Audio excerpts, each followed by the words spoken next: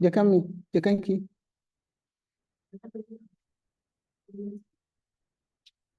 Okay, Jakanki na wuri.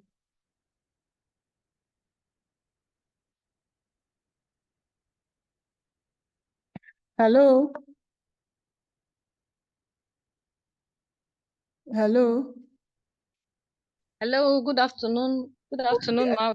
Starting soon. Yeah. Hello, good afternoon. I'm on.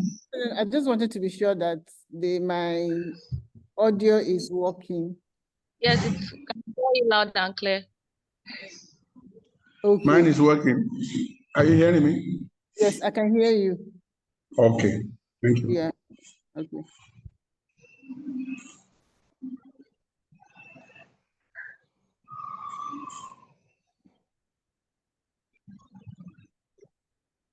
The presentation is 10 minutes. All right.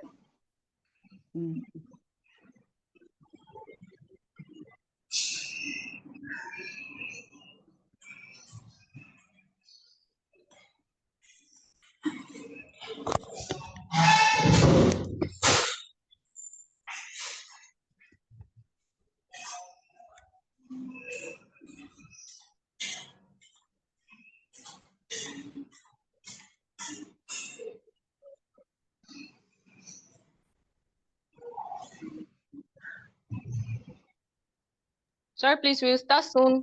Let's wait for like 5 minutes, please. Thank you. Okay.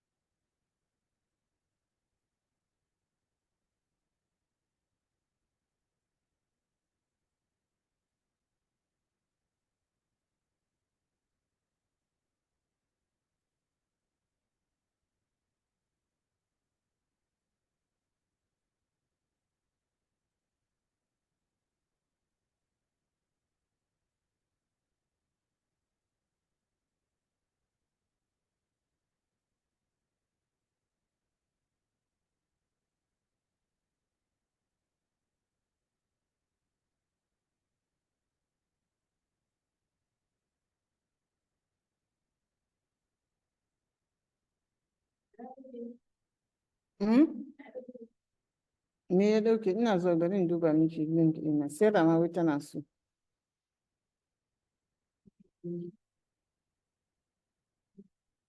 Sun yi.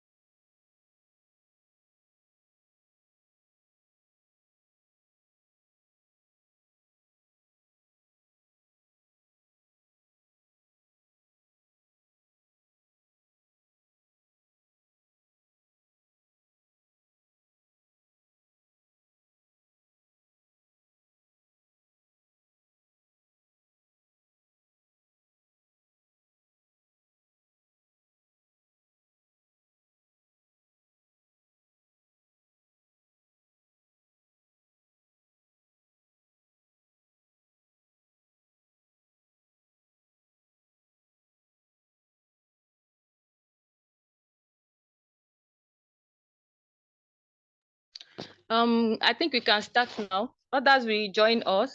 Good afternoon, everyone. Good afternoon. Can you hear me? Yes. No, yeah, we can hear you. Yeah, we can hear you. Good afternoon. Okay, I welcome you with great pleasure to today's webinar. We will be exploring the topic about technology and GMOs application in Nigeria's agricultural system. The purpose of this webinar is to enlighten us, for us to share ideas and insights that will hopefully enhance our agricultural system. And then you will agree with me that this topic is apt, as if considering the current realities around it right now in the country. So before we move on, okay, my name is Dami Adeoye. I'm a program manager at Center for 21st Century Issues. I would like to take a quick rundown of the agenda for today. So we will be having the opening remark first by the ED of Center for 21st Century Issues, Mrs. Titi Lokwengoda Kosa, and then we'll go to the overview about technology and importance of GMOs application for sustainable agriculture and food security. That will be taken by Dr. Rose Gidado. Following that, we have ethical concerns related to altering natural organisms. We'll be looking at the challenges and the controversies around this. This will be presented by Professor Christobert Amoir. And then we'll have contributions of biotechnology and GMOs to food security in Nigeria by Professor Victor Lumeku. And then our last presentation will be taken by Ms. Joyce Brown. That's potential impact of GMOs on health and environment in Nigeria. Following this, we'll open the webinar up for question and answer. And then participants will have opportunity to ask our resource persons questions. So before we move on, I would like to invite the Executive Director of Center for 21st Century Issues, Mrs. Titilope Ngozi Akosa, to give our opening remarks. Thank you, ma'am.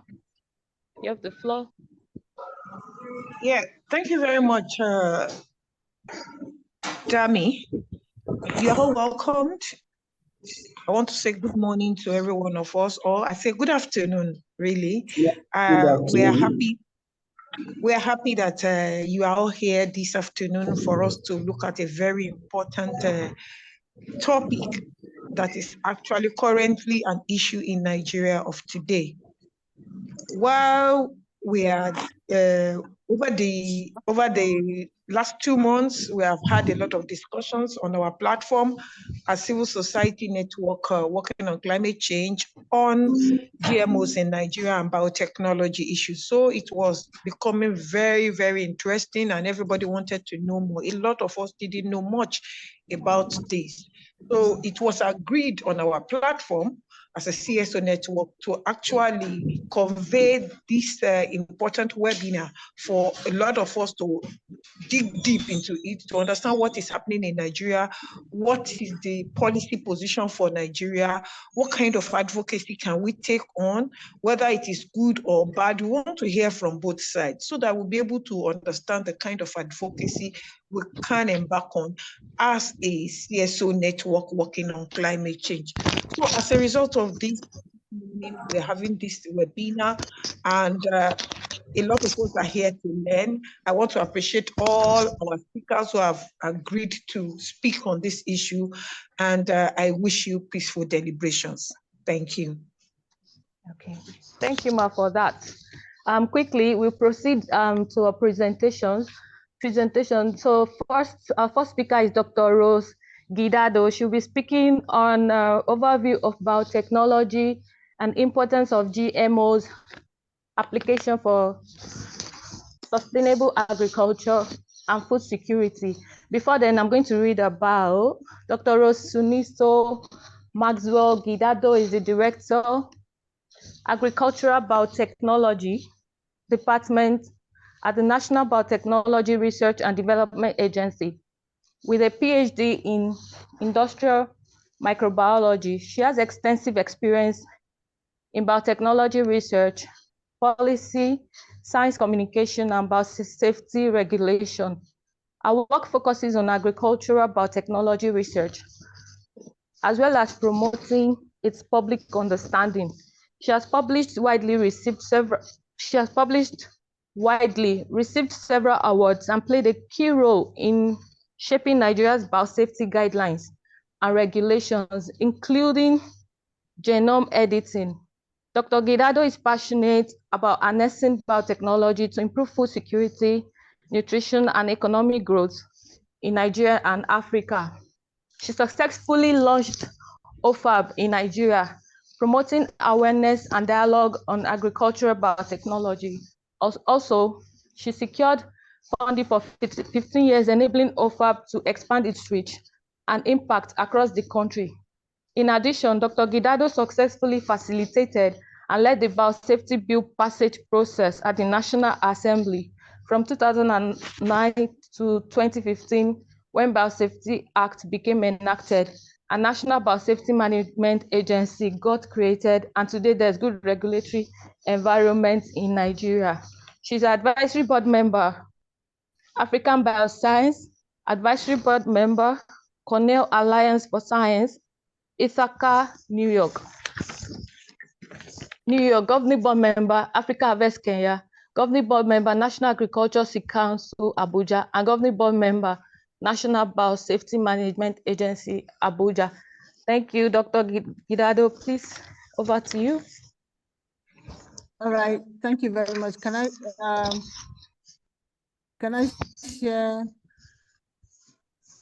share my slides? Maybe you can take so that I can share my slides. Okay. All right.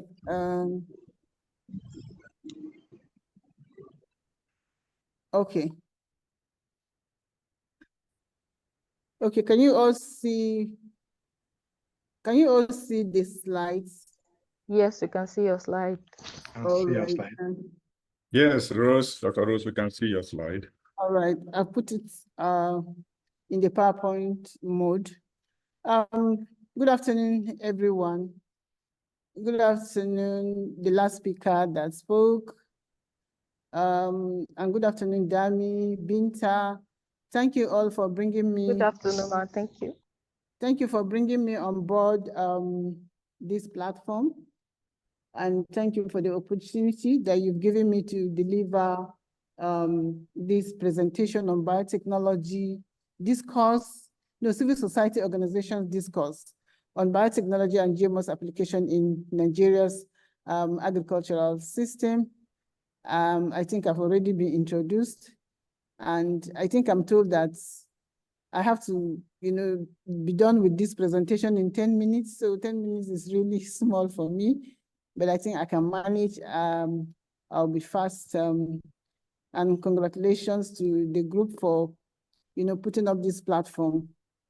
I'm really super excited to be part of it. Thank you so much. So the presentation, I've already read the topic, is as TOS, Civil Society Organizations Discourse on Biotechnology and GMOs Application in Nigerian Agri System. And I have this as the table of contents, objectives, background, biotech, challenges, approach, and then conclusion. So here I have the introduction. Civil society organizations play a crucial role in shaping public discourse and influencing policy decisions on biotechnology and GMOs in Nigeria's agri system. This presentation explores the key themes and arguments in CSOs discourse in biotechnology and GMOs in Nigeria. The objectives of the presentation, of course, is to define biotech and GMOs, and then assess the state of biotechnology and GMO applications, and then to evaluate the potential benefits and challenges of adopting these technologies, and then analyze the regulatory and policy framework governing biotech and all, discuss the CSO public perception and acceptance, and then provide recommendations for enhancing the adoption and integration of biotechnology in Nigeria. So the background is Nigeria is one of the most populous countries in Africa with a rapidly growing population. Can you all hear me? That is expected to reach 400 million by 2050. So agriculture is a critical sector contributing significantly to the nation's GDP and employing large portion of the population. However, Nigeria's agri faces numerous challenges: low productivity, pests and diseases, climate change effects, and then post-harvest losses. So here we have these pictures showing insect infestation on the crops that we eat. You know, when we plant them, they start growing, the insects also come because they are also looking for food. The global warming, you know, has made, you know, conditions, good conditions for them, friendly conditions, because they like, most of these insects, they like warm weather conditions. And so we have emerging insects these days, so many insects cropping up. So challenges continues, and the challenges here, we have low productivity. Yes, again, population is on the increase. I think I've talked about that. Agri growth is now 1% compared to 3% in the 1970s. You know, desertification in Nigeria, gully erosion, and then floods, disasters all over. We have micronutrient deficiency. And then 65% of Africa's labor workforce is employed by agri, of course. But we have aging farmers. And so the aging farmers is an indication that there's decline in number of farmers that we have. And then the youth are also shunning agriculture because it is, agriculture is actually labor intensive. And so the youth don't actually like to, most of them, they don't like to go into farming or identify with farming, you know, as a profession or as, you know. So the youth, they shun it because of the labor intensiveness. And then there's much labor, the output there is not much because of all these challenges that I have mentioned.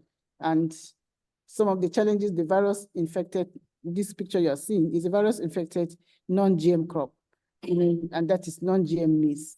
So you can see the infection here is already infested, with virus. And then this one is also infested by mold. Moldy maize is infected by Fusarium. Fusarium is the mold. You can see how it is. And these are the challenges that we've been grappling with. We have many more, but because of the time I have here, I have to limit the number of challenges that we have. And then responding, how do we respond to these challenges? We have different options to respond to these challenges.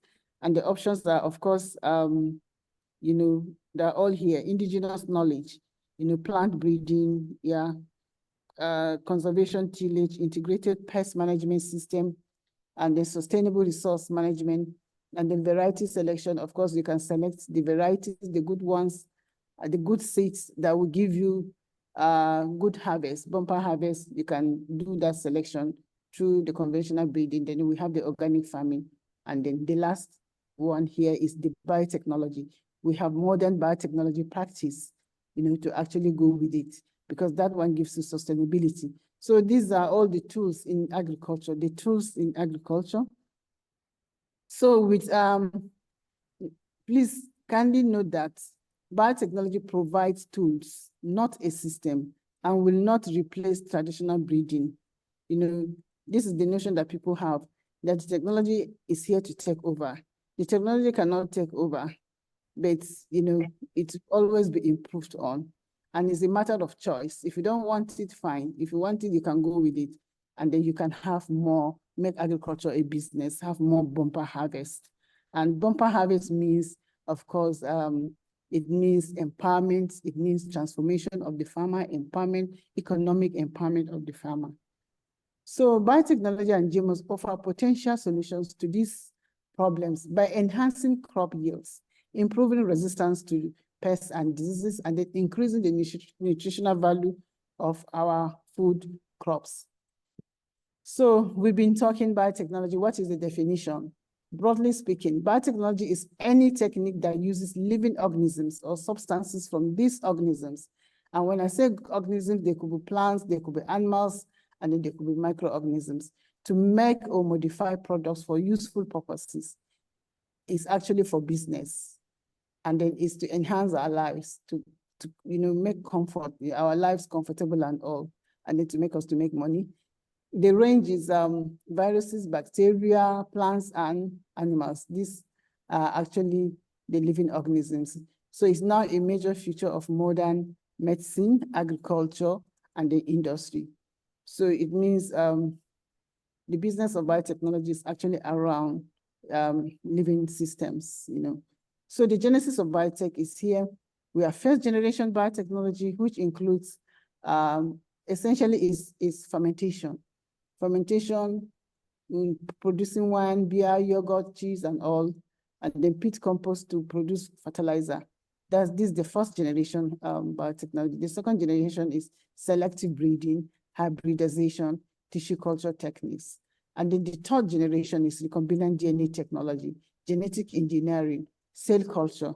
And that's why we are having controversies, concerns by people because we are picking a gene from an unrelated species and putting it in another unrelated species, but at least it's for the good of mankind to address some of these challenges that cannot be addressed by the conventional technology, by traditional breeding.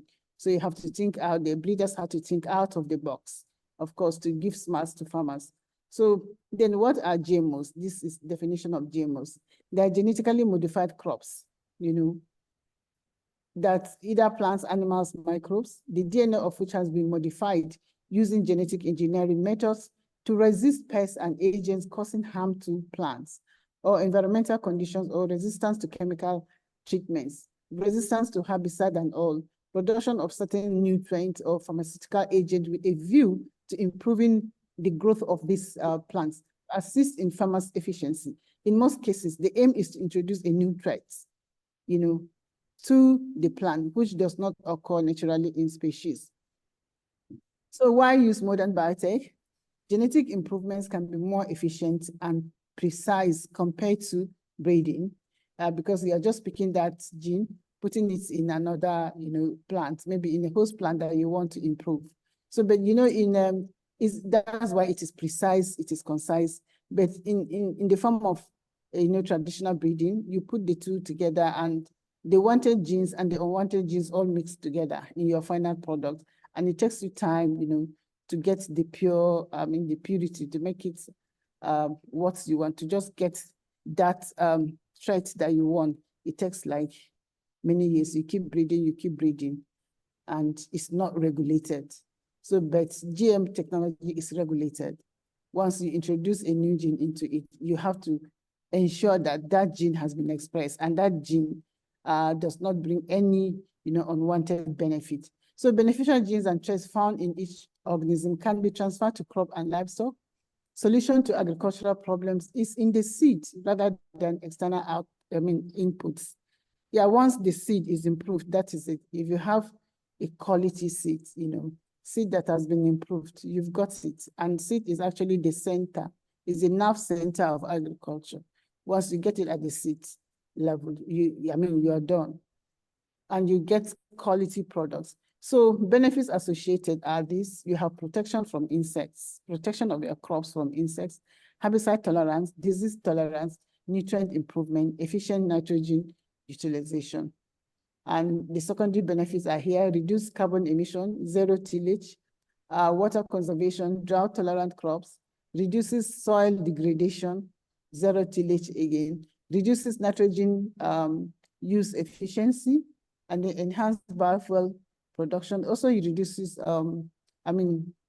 salt tolerance, healthier farm input, healthier farm labor from reduced pesticide use, because most of the insect protected crops, you have to do only maybe 2 or 3 sprays. They'll be enough to give you bumper harvest. But in the case of crops that don't have that insect protection, you have to do like 10, 11, 12 sprays for you to have a bumper harvest, for a farmer to have a bumper harvest. And of course, most of these chemicals pollute the environment. And the farmer that's going around spraying and inhaling directly, the chemicals, of course, are dangerous to his health, to his chest and what. This technology is all about an integrated system approach, the germplasm that you're gonna end up with once you modify a crop. it will be a germplasm that has disease tolerance, that has drought tolerance, that has yield potential, because the diseases caused by these insects and pests, actually, once you get rid of them, of course, you are going to have a bumper harvest because you're taking away the problem that stops farmers from getting bumper harvest. So the threat packages: insect control, weed control, drought tolerance, salt tolerance. I can go on and on. There's a lot. And the nutritional enhancement is all part of it. So the agronomic practices, farm level recommendations. The agronomic practices usually are the same. You just take care of your farm and you have it. So biotech in agriculture is a growing body of evidence and experiences,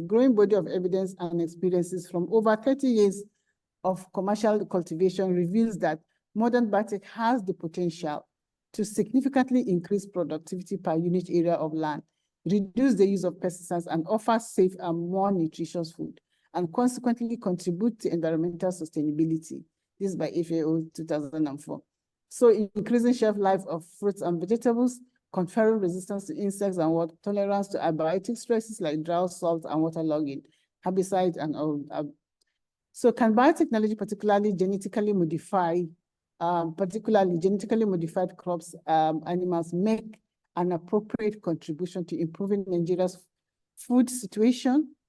Answers to these questions have been seen, to be controversial. So now let's look at modern biotech crops in Nigeria. On October 8, 2020, the NBMA approved the confinement field trial of Tailor maize, which has insect resistance in it. It resists fall armyworm and stem borer, and at the same time is drought tolerant, and at the same time is early maturing. So the permit was issued by the, I think by NBMA. The Tailor maize was actually developed by IAR. IAR is Institute for Agricultural Research, Zaria. They conducted a lot of trials. They were given permit by NBMA to do that, and it took them like maybe 4 or 5 years or so. And today, I think we have a Tailor maize that has been commercialized, approved for commercialization, and it will soon be given to farmers. Then we have 2 other crops, BT, pod borer resistant cowpea, which is a Nigerian variety of beans. And then we have also BT cotton. They all have been commercialized, and farmers are excited about this. So we have other permits that have been granted by National Biosafety Management Agency, which is the agency that is actually has the mandate to ensure safety of anything that's genetically modified in Nigeria, safety of the gene of insert. That's the only mandate, that they have to ensure safety. So we have every regulatory framework in place, and that agency is a safety valve. They're the national competent authority when it comes to safety of GMOs. So in the Nigerian agri system, 3 crops have been commercialized. I think I've mentioned them. These are the BT cotton, the pod borer cowpea, and then the Tailor maize. So this is a picture of, on this slide, you have the picture of the minister, the permanent secretary, Federal Minister of Science, Technology, and Innovation, and the Director General CEO of National Biotechnology Research and Development Agency. So I think the minister visited the demonstration trial of on-farm trial of the Tailor maize in our premises, and he saw and he was excited, and he saw the difference between the non-modified and the modified version. I think I should have his picture, the picture of that much later. So this is about the Tailor maize. The Tailor maize is about 9 to 10 tons per hectare. 9 to 10 tons per hectare. I think what is written here is 7 to. So it has like 17 to 20% yield increase, of course, on the farmer's land. So these pictures, on the right is the Tailor maize itself. On the left is local variety of maize. It's been infested by fall armyworm and stem borer. So you could see the difference. They were planted the same day, but you could see the difference in growth. And you could see the vigor in the Tailor maize that has protection against insect and is at the same time drought tolerant. So, the technology is actually evidence-based, of course. Herbicide tolerant soybeans is in NAFDA. It has yield potential of 2.5 to 3 tons per hectare. This one, it has not been commercialized yet. It's research in progress. And the yield potential is actually very high. And this is another potato. It's potato blight disease resistance. Bacterial blight disease resistance is also under confined field trial in Jos. The yield potential of this is 19 to 24 tons per hectare, while the local potato will give you 4 to 8 tons per hectare. So the difference is very clear. This is by National Root Crops Research Institute. And then this is Vicar Plus project is cassava. Cassava mosaic disease and brown streak disease is disease resistant, and then it's at the same time is nutritionally enhanced with iron and zinc, and the yield potential is 80%. This is by National Root Crops Research Institute, Umudike. So this is fufu. This fufu is a fufu of enhanced iron and zinc cassava. They did the studies, of course, at Umudike, between the modified and the non-modified version. So the modified version has 40 to 50% estimated average requirement of iron, while it has 60 to 70% estimated average requirement of zinc, while the local one has 13 to 14% estimated average requirement for zinc, and 5 to 8% estimated average requirement for iron. You can see the difference from 5 to 8%. It's now 40 to 50% iron, estimated iron average requirements, and that of zinc from 13 to 14%. The modified version has 60 to 70%. And this is good for women, children, especially lactating mothers, and children between the ages of 1 to 5. They will eat gari and they will have access to these micronutrients, which are very essential. We know how essential iron is to our children. So this is is a picture of me on the field of the pod borer resistant cowpea. You can see the productivity here, the number of pods. The pods are many, and the more the pods, the more the harvest, the bumper harvest.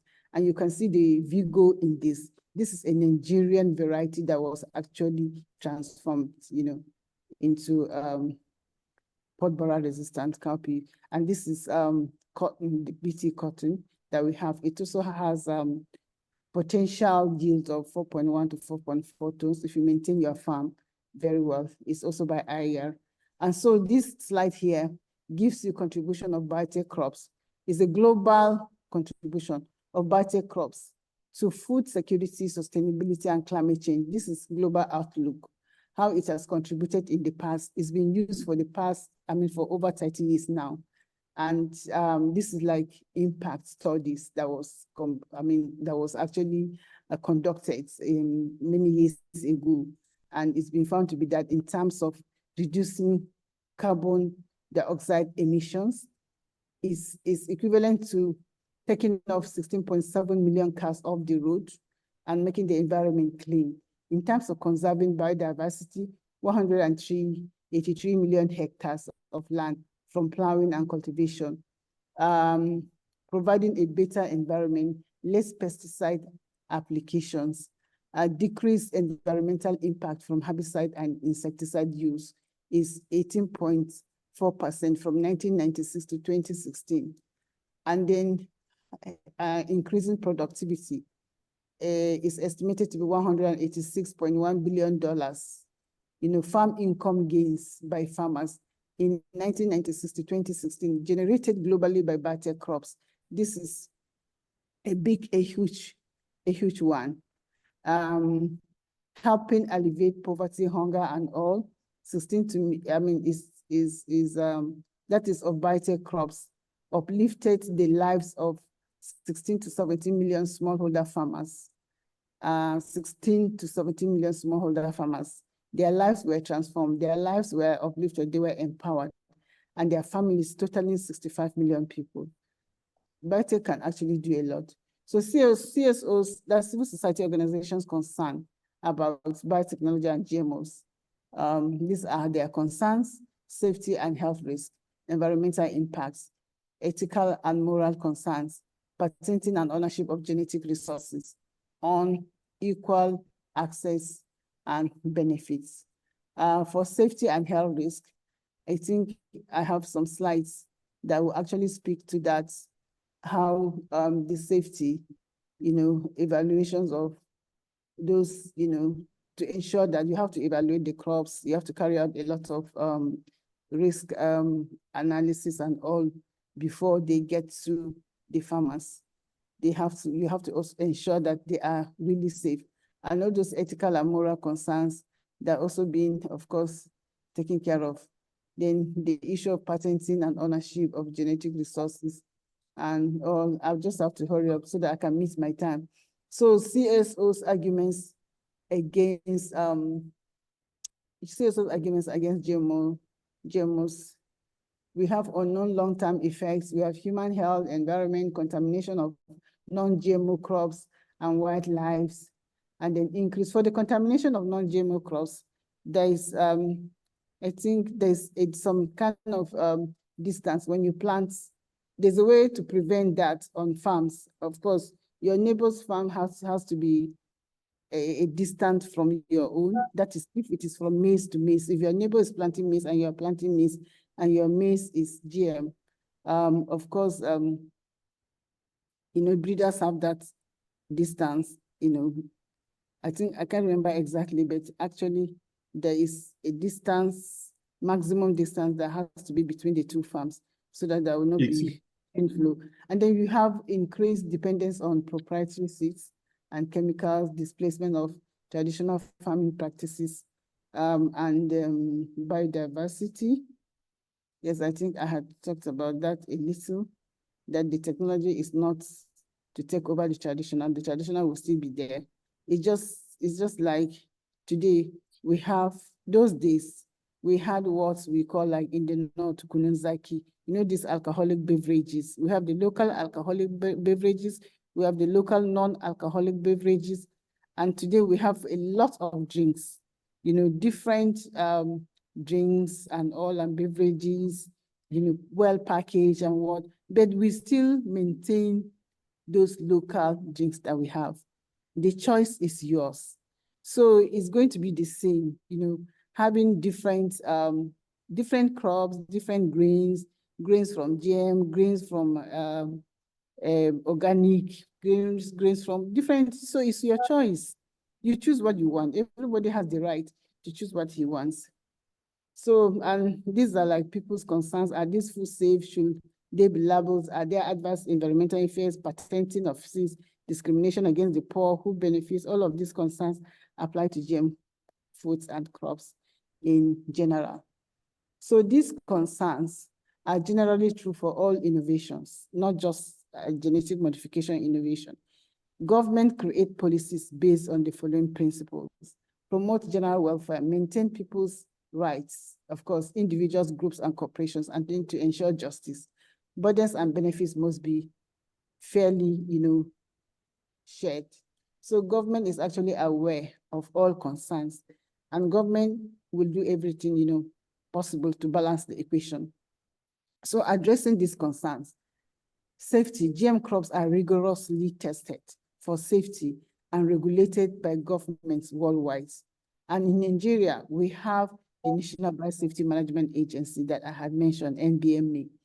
Their mandate is just this, and that's it. So in doing all this safety analysis and what, we have what we call substantial equivalence. It recognizes the limitations. And anyway, the substantial equivalence actually states that the GM crop is as safe as its conventional derivative. Is as safe as its conventional derivatives. So if you're carrying out all the evaluations, the tests, the what, you have to do it, the non-modified and the modified alongside, the two go pari passu. If at any time in point, there's a difference, significant difference between your results, in your results for the two, I think that project will not see the light of the day. So this substantial equivalence, it recognizes the limitations of conventional toxicological testing for use with whole foods generally, and is developed progressively by WHO. FAO, and then OECD, Organization for Economic Cooperation and Development. So the GM derivatives based on food materials with history is actually based on food materials with history of safe consumption. And the SE aims to establish that a GM derivative is as safe as its conventional counterpart. Substantial equivalence is not a safety evaluation in itself. It does not identify hazard, but it is a start point that structures safety evaluation relative to a conventional counterpart. So it's actually comparative, analysis, and then uses comparative approach to reveal intended and unintended differences between a GM derivative and its conventional counterpart. Differences become a focus for further safety evaluation. So agronomic, genetic, and then chemical aspects are compared with a special focus on non-allergens, allergens, and anti-nutrients.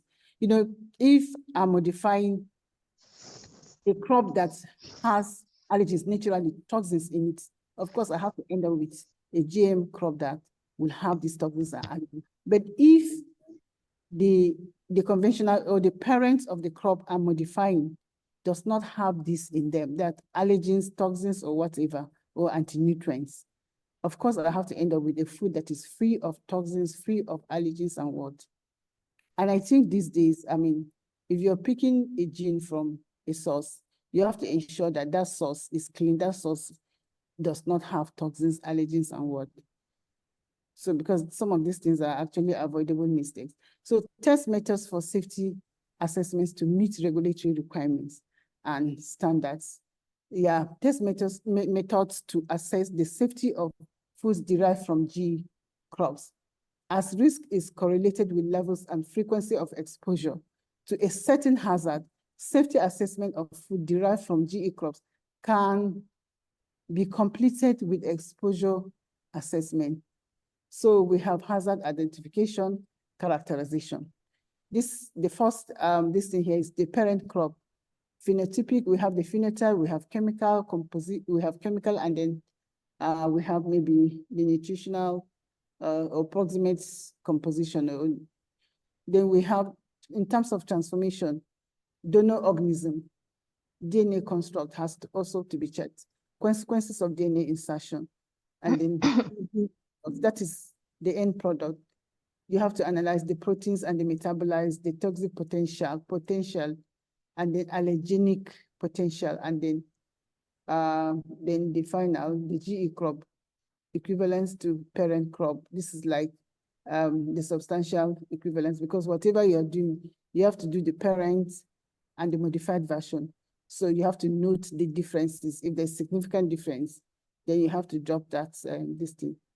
So exposure assessment leads to safety assessment. So intensive examination of GMO for safety. Scientific rules for examining GMO safety have been established by OECD, WHO, and FAO, and the national biosafety agencies of each country. So the GM crop must have no other effect than the intended effect. Crop growth normal as the non-GMO sister lines, of course. So no effects on non-target organisms, whatever gene. If that gene is for insect protection, of course, no any other insect that will be affected except that insect, your target insects. That's not true. So the chemical and nutritive composition of the crop is equivalent to the non-GMO sister line. Substance, that's substantial equivalence. So chemical analysis carried out in certified labs under scientific supervision. The modified DNA sequences must be submitted to the National Biosafety Agency of each country for examination for disruption of other genes. Comparison of the DNA sequence of the GMO to no allergens genes to check for allergenicity or cancer-producing product genes. So in Nigeria, the National Biosafety Management Agency, of course, I've said the National Competent Authority.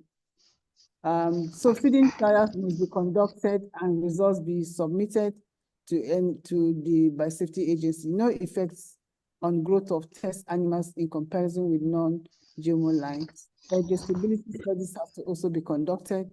Acute chronic toxicity studies which includes carcinogenicity and allergenicity must be conducted according to rules and specification of the Biosafety Agency. Results submitted. Then transgenic soybean example, let me give you an example. Transgenic soybean expressing 2S albumin from Brazil hazelnut project was stopped by Environmental Protection Agency because of allergenicity. So the aim of the project was to enrich soybean with sulfur amino acids. So, but I think so conclusion here is that biotechnology and GMOs hold significant promise for transforming Nigeria's agricultural system, offering solutions to food security, sustainability, and economic challenges. So while there are notable benefits, the adoption of these technologies faces several challenges, including regulatory hurdles, public perceptions, and infrastructural limitations. So collaborative efforts, informed policies, and public engagement will be key to realizing biotechnology's full potential in Nigeria's agriculture. By addressing these challenges and fostering a supportive environment for biotechnology, Nigeria can harness the potential of GMOs to achieve agricultural development and improve the livelihoods of the people. Civil society organizations play a vital role in shaping discourse on biotech and GMOs. Their concerns, arguments, and alternative solutions must be taken seriously through dialogue and by policymakers. Strengthening sales capacity, unity, and engagement is crucial for promoting sustainable and equitable agricultural development in Nigeria. These are like information materials that we have on this technology that we've actually using. We have Open Forum on Agricultural Biotechnology in Africa Nigeria chapter. Is actually a platform to mitigate disinformation, negative perception of this technology, to give people the scientific part, because the technology is based on science and not on. Excuse me, ma'am. So we are running out of time, sorry. So we leverage on the media. These are our, media handles of Nigeria House to training. We do training grants, journalism, media award system, offer media retreat and all. I've ended. I'm just like, this is just this is our contact, and thank you. And I've tried to manage. I needed to say so many things, but I couldn't, because I was conscious of time. I've tried to manage the time. So thank you. I'm happy to finish this. Okay. Thank you. And God bless. Thank you so much, Ma. You're welcome. Thank you so much, Ma, for that insightful presentation. Thank you. No, we'll quickly take other presentations, so we can open the session up for question and answers. Not a lot of people have questions to ask you. I'm actually in a meeting. I can take my questions online, maybe in the chat box. I'll go back to the meeting with my system, and I'll be checking the chat box. Yes. I have 10 questions already for you in the comment section. I have some more coming.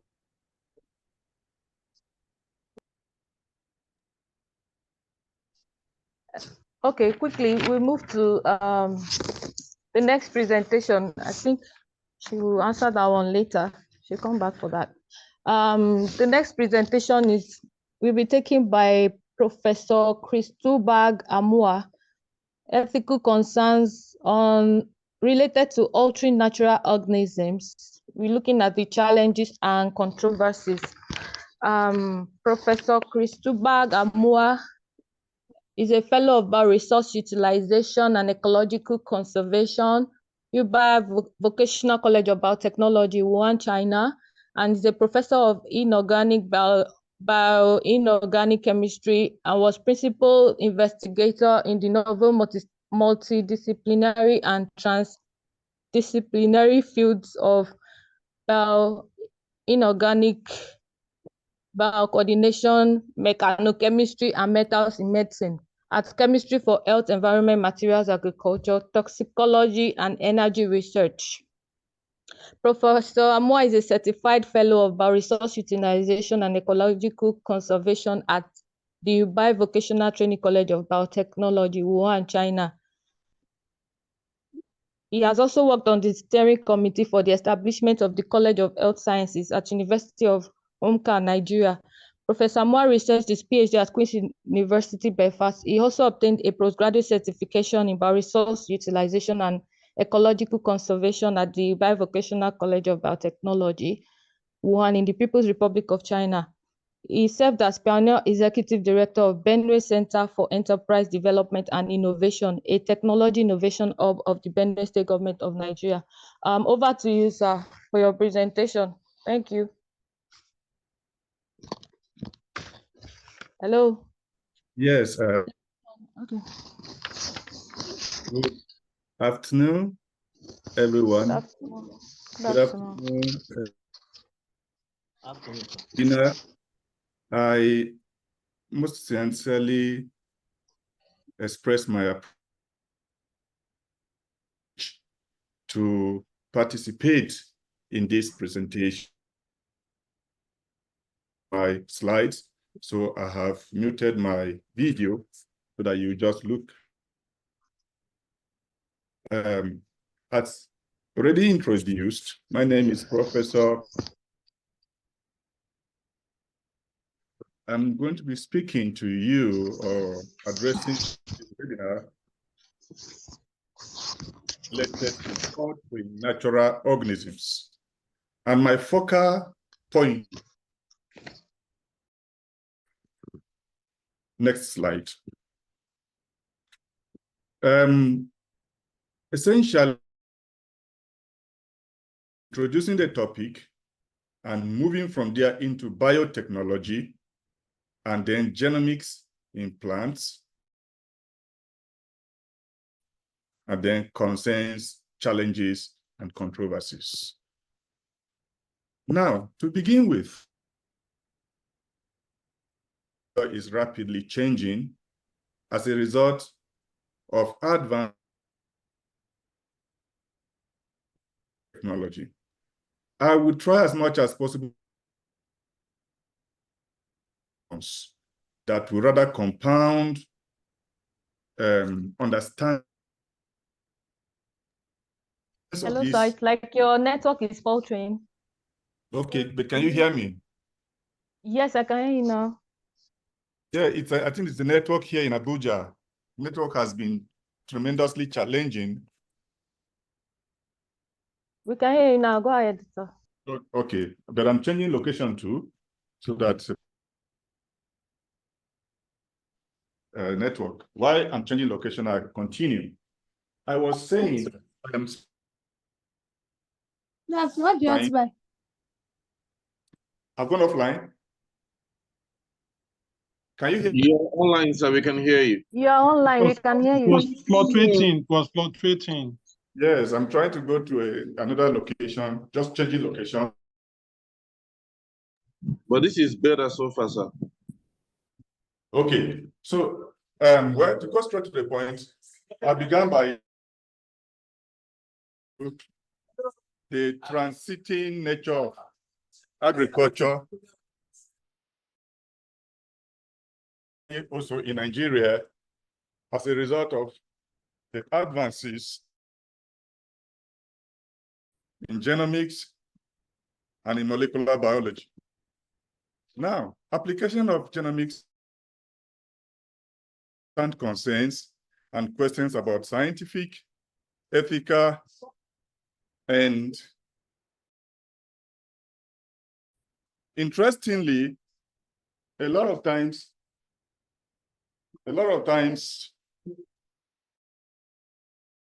given with respect to the positives of genetic modification, without necessarily exposing the general public about the downside. But it's common knowledge to everybody who lives in this modern world today that every single thing has some kind of negatives. Paracetamol, that is over-the-counter medication. So it's those aspects of alterations of gene stock tend to posit some negatives, especially as substantiated by empirical observations in the field. In fact, by direct genetic modification are now being approved for planting, as just stated by the head of the approving body, and many other products from genetically modified organisms are widespread in the marketplace. If you get to the supermarkets outside where it is mandatory that these products must be labeled, you will see an array of them, so many on the shelf. There is some kind of haste to approve genetic modification for planting to farmers, but there is no concomitant haste to insist on the ethical concerns or the social concerns or consumers should naturally be protected to advance, to use. They are judged to be consuming those products at will. There is nothing like that.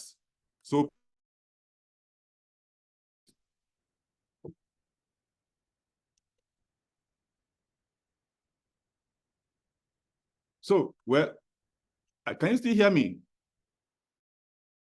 Yes, we can. Yes, okay. Prof, we can hear you.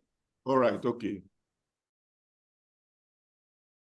The next slide, so that I will speak to it, through it.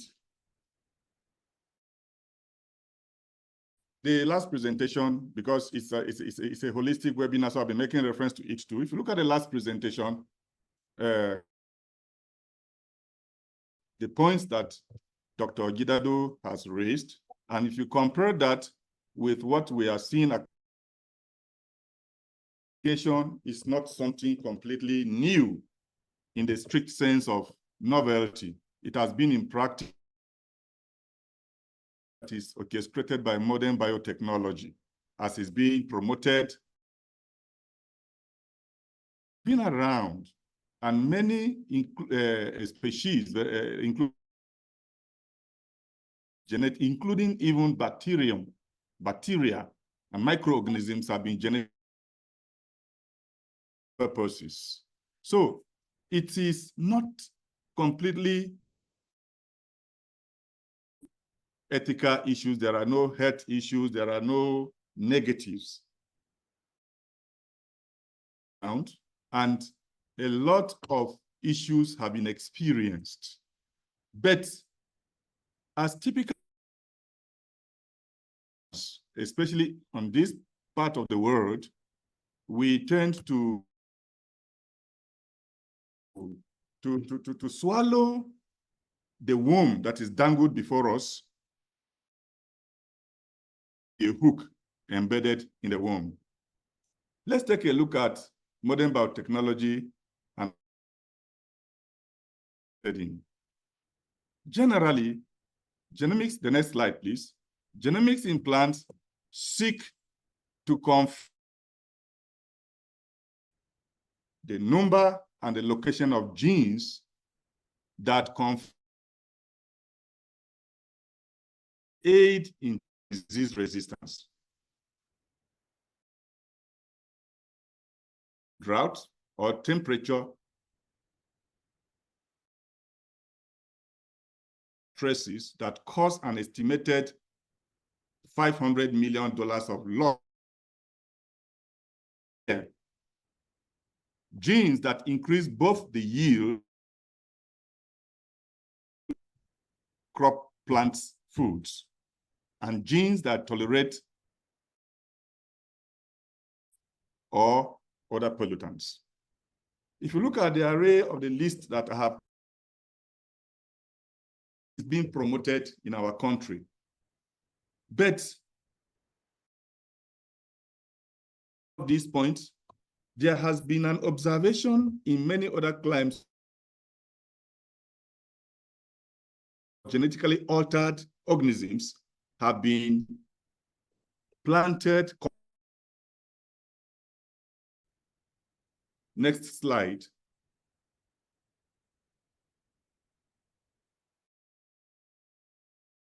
Concerns about GMOs deal with long-term effects, not being more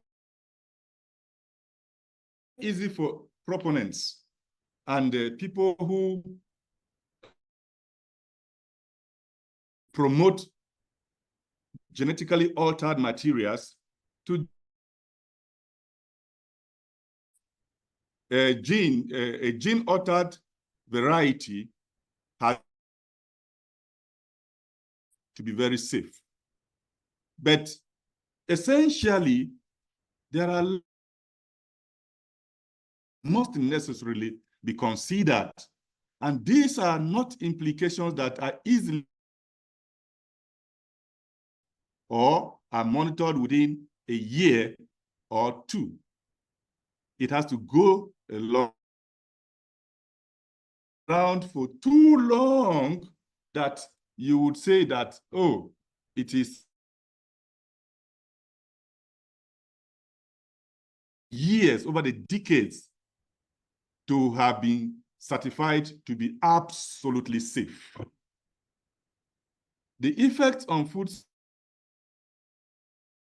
yet well defined, and foods that contain GMOs are not labeled in their entirety, especially in our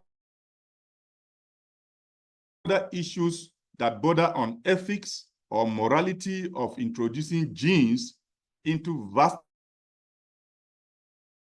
and the control of agriculture, which is our mainstay by large multinational companies. Key and importantly, our right, the right of the consumer to know as consumers of the food. If you look at the array of the crops that have been approved in this country, maize. Maize, as Dr. Gidado mentioned, is already approved by which he helps. And it is easily promoted to Nigerian, unsuspecting Nigerian public that maize was developed in Agricultural Research, or IAR, in Zaria. There are many questions that border on ethics that could be posed to all these agencies that are pretending and deceiving Nigerians about this. The first question to note, or the first concern, this material, these varieties, this maize is developed. Does that mean then that development, this variety is not, it can generally be cultivated and recultivated and replanted by any Tom, Dick, and Harry? Patented, is it IAR that owns the patent or somebody else? But from document, the Nigerian regulatory agencies, from the Nigerian Ministry of Agriculture, there are other organizations that are quoted to be collaborators or partners in the development of maize, one of which is Bayer Crop Science, Isando, South Africa. If you can recall, South Africa is the leading country in genetically. And again, South Africa also has the reputation of the leading country with malignant tumors in Africa. And Bayer Crop Science in South Africa actually IAR are only used as a docking point, as an entry point. Being acquired by Bayer was the first that made an attempt to bring in genetically modified issues. Somehow, they did not make a huge success. So eventually, Monsanto got Bayer now collaborates with IAR in Zaria. There are other organizations, Technology Foundation, AATF, their campus in. There is International Maize and Wheat Improvement Center, also in Kenya, Nairobi. And the agencies of government that are supposed to be gatekeepers are speaking.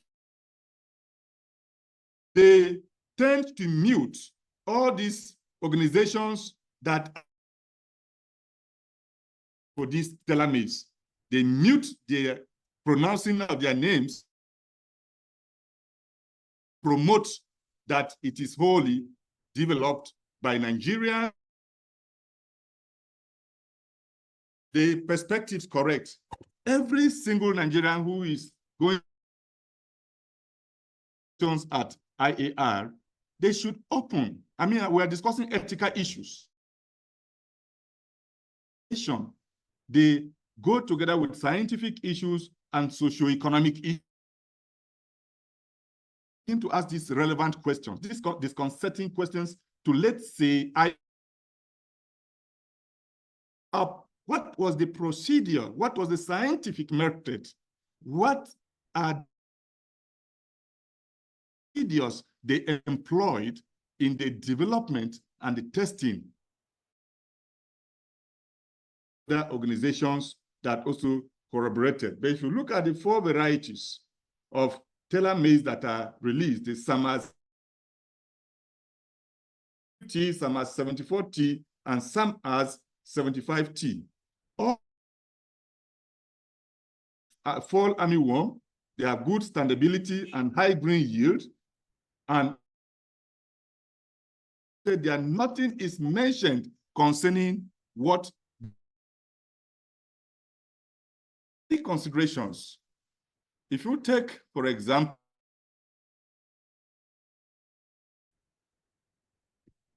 okay,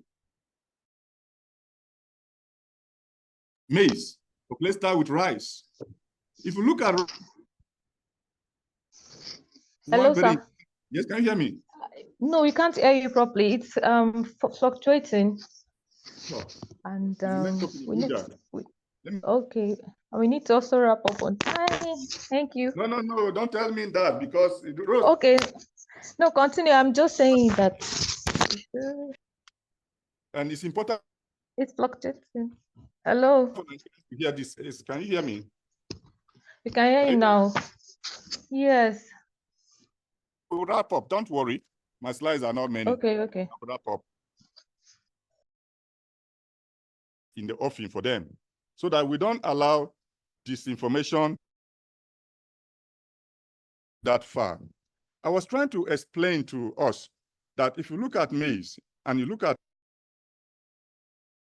these are crops that are consumed in large quantities. And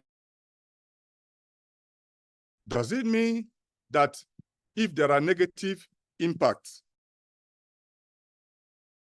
the population will be affected? Certainly the answer. Anything negatively associated with these crops, the population will be affected. And this calls ethical, scientific, health, environmental, and other rushed to be approved. It's important, it's very, very vital. Concerns and challenges and controversies with these GMOs. I will just mention,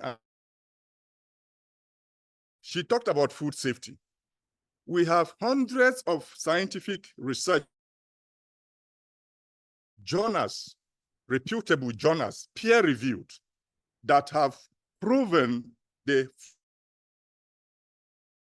genetically modified organisms. I will highlight a few of them. In the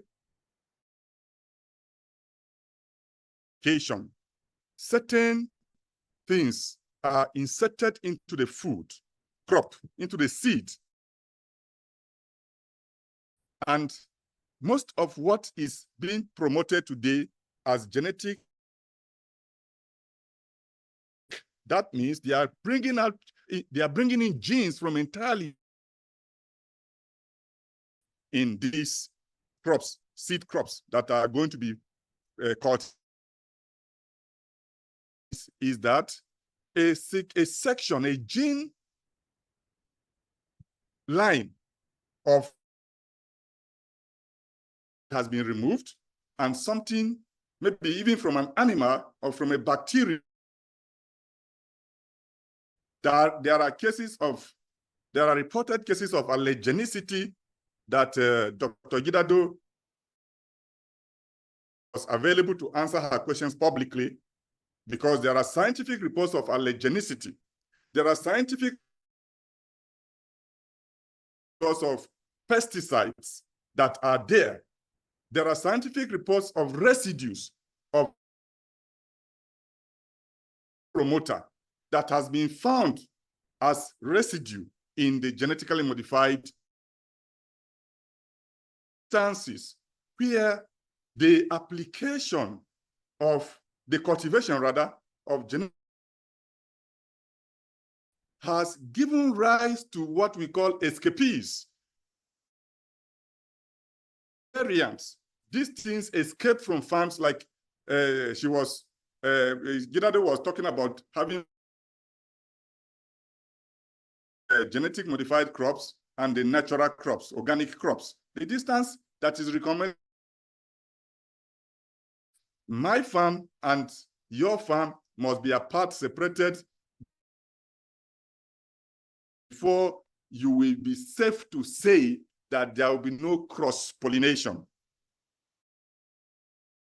of these genetic modified crops has been proven to even travel by wind, because generally goes very far. We travel by wind, and sometimes it is not even by wind, it's by those insects. They carry pollen and they travel, they fly to very great distances to pollinate another variety entirely. And also sometimes birds, which travel and they go and drop them in other fields. Did not plant genetically modified organisms. There is also this issue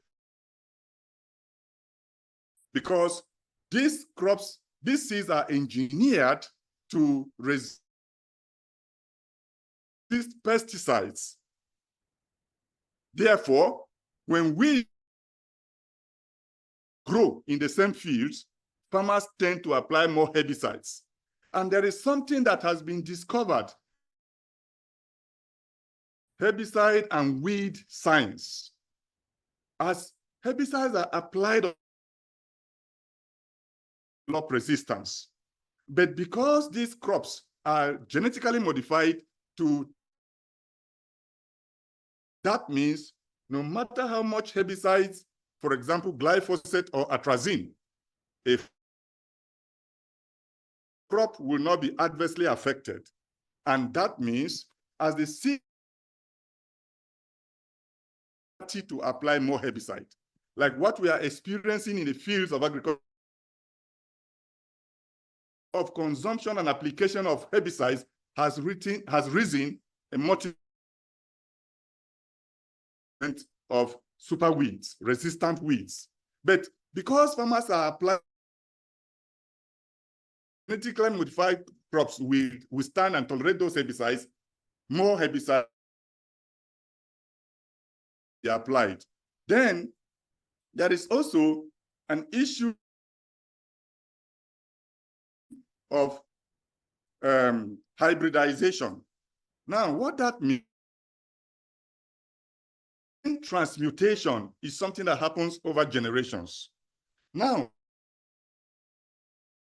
at a genetic material now and you have tested it to be safe for now, next generation, because there is phenotypic impact and there is genotypic impact. The phenotypic might, but the genotype, the germs, the germ plasms,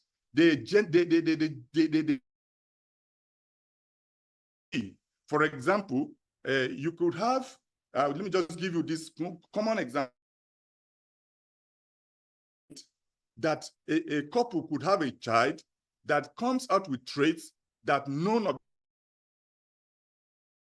it could come up with traits that the grandparents or the great-grandparents had. The current parents, but they were not visible. Now, you did not see any impact of testing within a period of 2 months, or that these things, I said, there will be hybridization because genetic and cross over time. Secondly, there is horizontal. As people consume these materials, there is scientifically time crossing into the microbiome in the stomach consumers. And some of these bacteria are naturally existing. Helpful bacteria in the intestines of human beings or consumers or animals. Bacteria. Now, what this implies is that if you are consuming a genetically engineered to tolerate, to resist antibiotics, and these genes cross into the, let's say,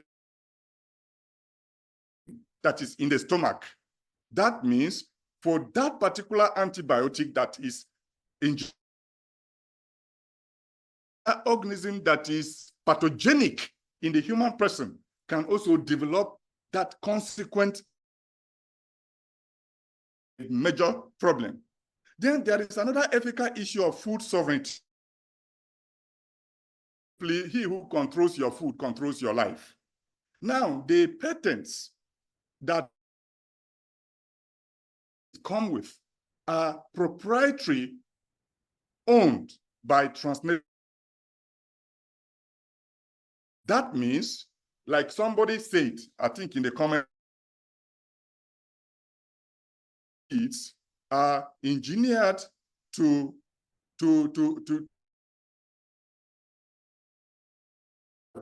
that means at most some of them are engineered to reproduce only in one. There are two major concerns there and controversies. The first one is that the farmer will have to necessarily, the one who owns the patent, the proprietary right owner, the producer and distributor of that seed, which is now, or Dow Chemical, or Syngenta, or whatever name they come, none of them is actually, for the mere fact that they own the right to the seed, where they can just harvest and preserve part of the harvest and replant next planting season. Now, these seeds are sterile. They cannot be replanted by farmers. That means farmers have to go back every year or every they feed the seed producer to buy them. The second major concern is the second economically or security-wise. If somebody right to the genetic code of the seed and he keeps the secret to himself because trade laws and there is something in science called gain of function research. That is what was done to the COVID virus. It was engineered biotechnologically to be pathogenic in that scale that it was promoted to be.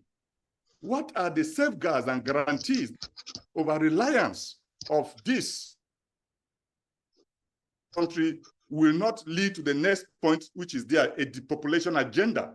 Because tomorrow, starve the entire country because farmers will be denied the seeds under a very simple excuse that we don't have seeds this year. We don't have enough seeds. There is another thing that is attached to it. For example, referred to as the collaborating organizations that are partnering with IAR to promote similar technologies. These organizations are sponsored by people who are a depopulation agenda globally. And one of the things they are doing to our national institutions is that they come in the name of grants. They give grants, and then sooner than the grants are, oh, you don't have enough seeds. In fact, what is happening right now at the Federal Ministry of Agriculture is that grants are granted to the ministry, and then suddenly the granting agencies come back and say 70 or 80% of the grant money and go and import. Excuse me, sir. The threat issue. Excuse me, sir. Excuse me, sir. Can you hear me? I can hear you. Just give me 2 minutes. I'm running off. Okay, sir. Okay. Go to the last. You can go to the last slide. I'm there. You can continue. Okay. That there are serious issues. There are serious issues that border on security, on trade, liberalization, and foods, environmental biodiversity, because genetically modified, think about it, there is what we know in agriculture as now experience and research has proven that farmers naturally tend to abandon good agriculture. Rose Gidado was mentioning, they promote the fact or the deception 9.2 to 10 to 11 to 12 tons per hectare. And you and I know that if you plant genetically modified, they say that the seed is drought tolerant. If they don't either by natural rainfall or by artificial irrigation practices, they will. Research has proven to us that it is the good agronomic practices that promote. The truth of the matter is that a lot depends on the soil, a lot depends on the good agronomic practices, much more. Years, our population, in conclusion, our population has grown. The question is that if we were food insecure truly, how that beats the natural laws and the laws of economics. And then finally, concern of security. In Nigeria today, large portions of farmlands, and these agencies, these international bodies, we call them transvandals, who are promoting genetic. The country this as a silver bullet to kill everything, food insecurity, are not to make farmers to go back to their lands. So the question, the last question that I will ask is, if insecurity is promoted to be supported by these same groups, does it mean that when farmers adopt genetically modified seeds, the attackers will be with that the farmers will continue to live in internally displaced people's camps, IDP camps, but when they give them the seed, they back to the farms? In answering that question, I think the panacea, the direction for the government, for the people of Nigeria, for security of farmers to allow farmers to go back to their land. We have more land that is uncultivated as a result of insecurity than. So there is essentially a food challenge in Nigeria, not because there is no enough food produced naturally, because I come from Benue. Too many mangoes in Benue that are being wasted. Too many mangoes that are fruits that are being wasted. So Benue has more than enough fruits. They're producing large harvest. Thank you for listening, and a lot of content, so just to meet within the time, but I encourage you to send your questions, and also at www.cesa.org, we have some materials there. And then there are many materials, research papers that are bound online to trends and challenges that come with genetically modified organisms. Thank you, and God bless you. Thank you, sir, for that. Quickly, we'll take two questions before we proceed to the next presentation. So please, the floor is open. Dr. Rose, are you still on? You wanted to respond to some of the questions being asked in the chat box.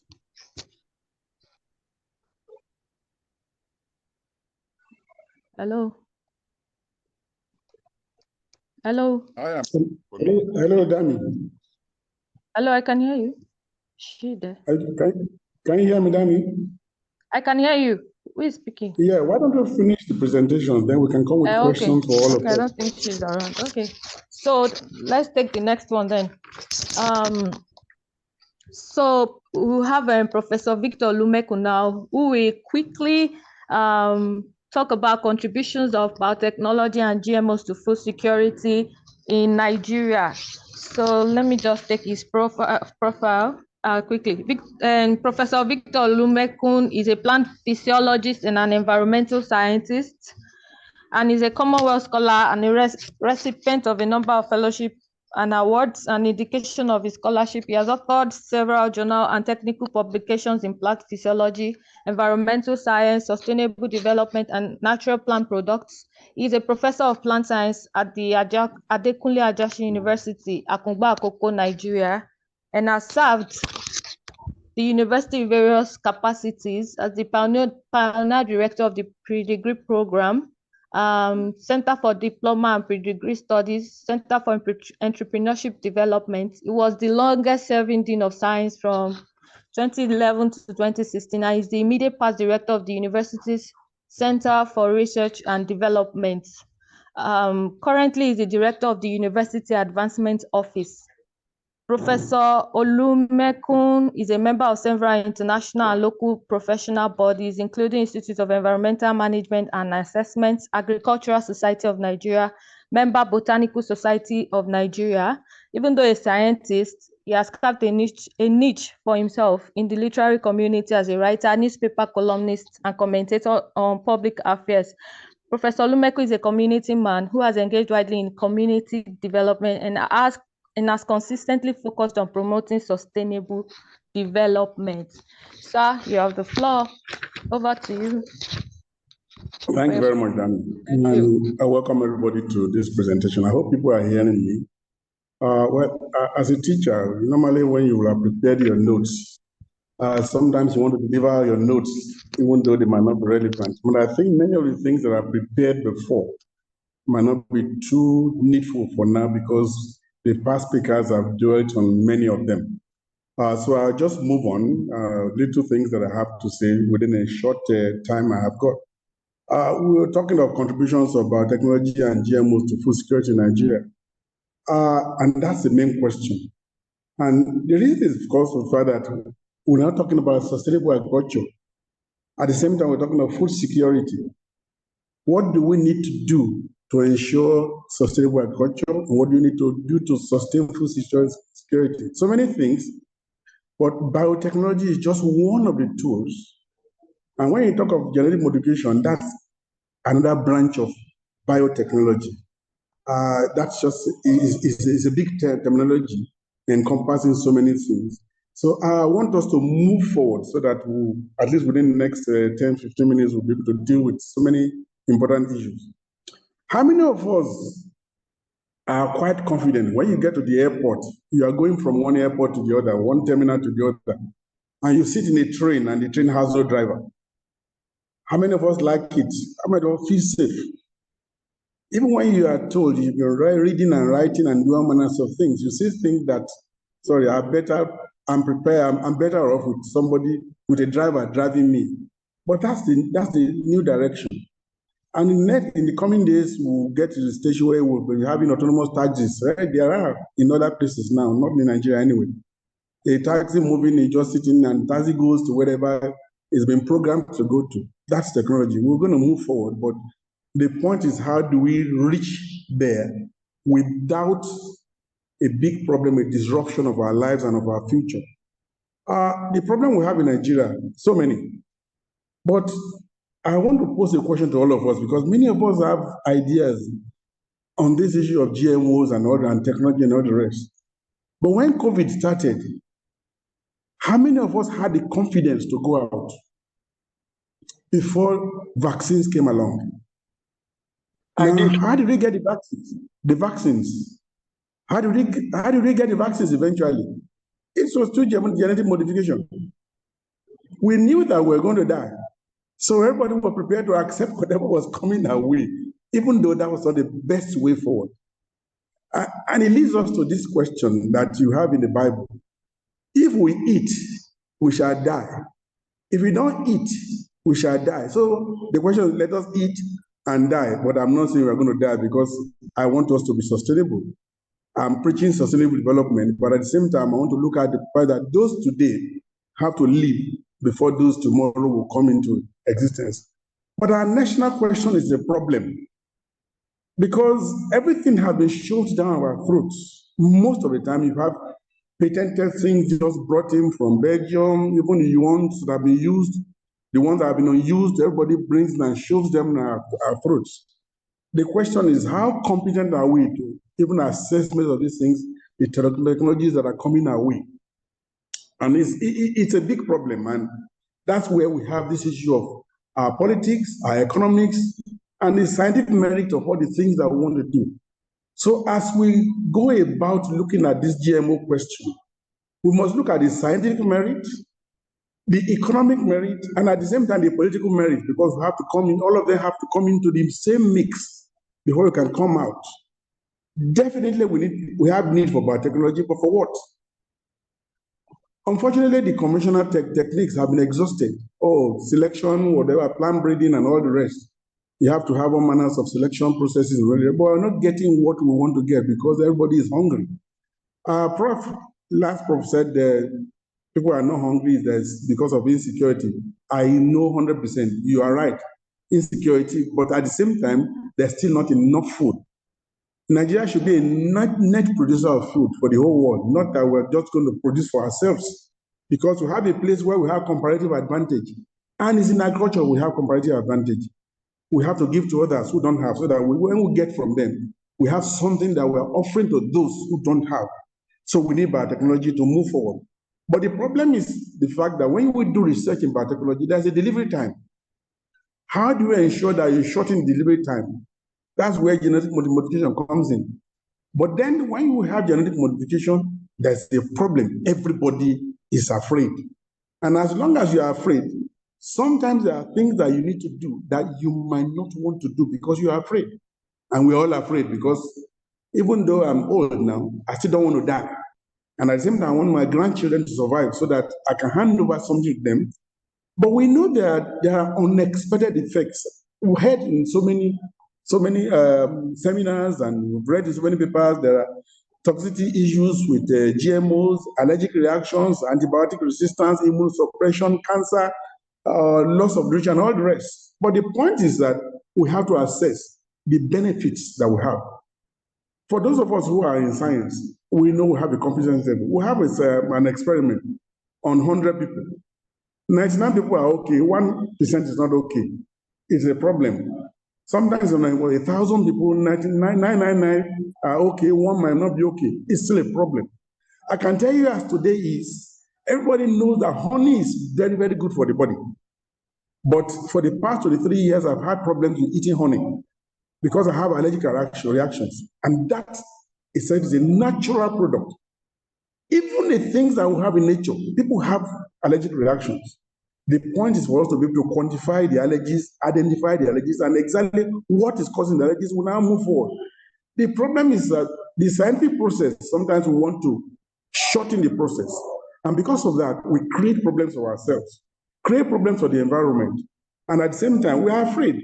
Now, the only solution for us for sustainable development is to protect biodiversity. How do we protect our natural plants from being invaded by genetically modified plants from other areas through cross-pollination and all the rest? Even when you do have this your space between two farms and other, we know I'm a plant physiologist. I know pollen is carried over thousands of kilometers. Not even, I'm not talking hundreds, thousands of kilometers. So what's the issue? Do you have a fail-safe method? But do you know that people grow plants now in greenhouses? If there are things that you have to confine to our environment, so be it. But the problem is, how do we sort out the real issues? And the real issues is that even in Nigeria here, we consume ideas, consume concoctions, consume all manners of things that people have come to shove down our throats without having a system of evaluating what we have got. I can tell you, as a researcher, how many laboratories have 24 hours power supply today? So do we have the competencies to do what others are doing in other places? We want to take things from them. If South Africa is sending us Monsanto seeds, why don't we first of all check whether those seeds match our own environment, whether they are even suitable for us? The fact they have told us, we know South Africa is colder than Nigeria. Are we in the same climatic habitat? No. But then the point is that everything that's imported is good. Whatever is created in Nigeria is bad. But we do have things that are created in Nigeria. Why don't we have our own? But the point is we don't have to run. If we have to do a marathon, it's different from doing a 100-meter sprint. That's the way the problem is. And we have to move forward. Now, the issue is, do we need GMOs? And that's the question. Everybody is asking questions. Do we need GMOs? I want to be silent a little bit, but I think we do need them. But then we have to be very, very cautious. I don't like the attitude of our what I say, civil servants and people who are close to them, because of the fact that the issue of preparing results and getting performance becomes an issue for them, because they need to tell the bosses and those who give them money whether they have delivered. And therefore, there are some things that are rushed, and at the end of it all, we don't achieve the protection that is needed for the populace. Oh, yes. Do you know that our problem in Nigeria is about discipline? Now, who tells me, even if I'm asked to collect seeds and limit my seeds to my greenhouse, do I not give the seed to somebody from somewhere to plant somewhere? How many of us see on a daily basis, we know we drive on the right-hand side of the road, but how many of you now see that people drive on the left-hand side of the road on a daily basis, violating simple traffic regulations when there are road safety officials all over the place? So can you imagine now, when it's a question of scientific things, nobody's monitoring you what you do with your seats? So our problem is national discipline. I'm sorry, we are an indisciplined lot. And we will still continue to have problems if we continue to have this indiscipline. Indiscipline even at the highest level. Those who are propounding regulations for us, those who are making laws for us, what have they been doing with the laws? Are they not the ones that violate the laws? They drive against the traffic, they do all manners of things. So mankind will be in trouble. Nigeria will be in trouble when we don't even have that discipline of following our own regulations.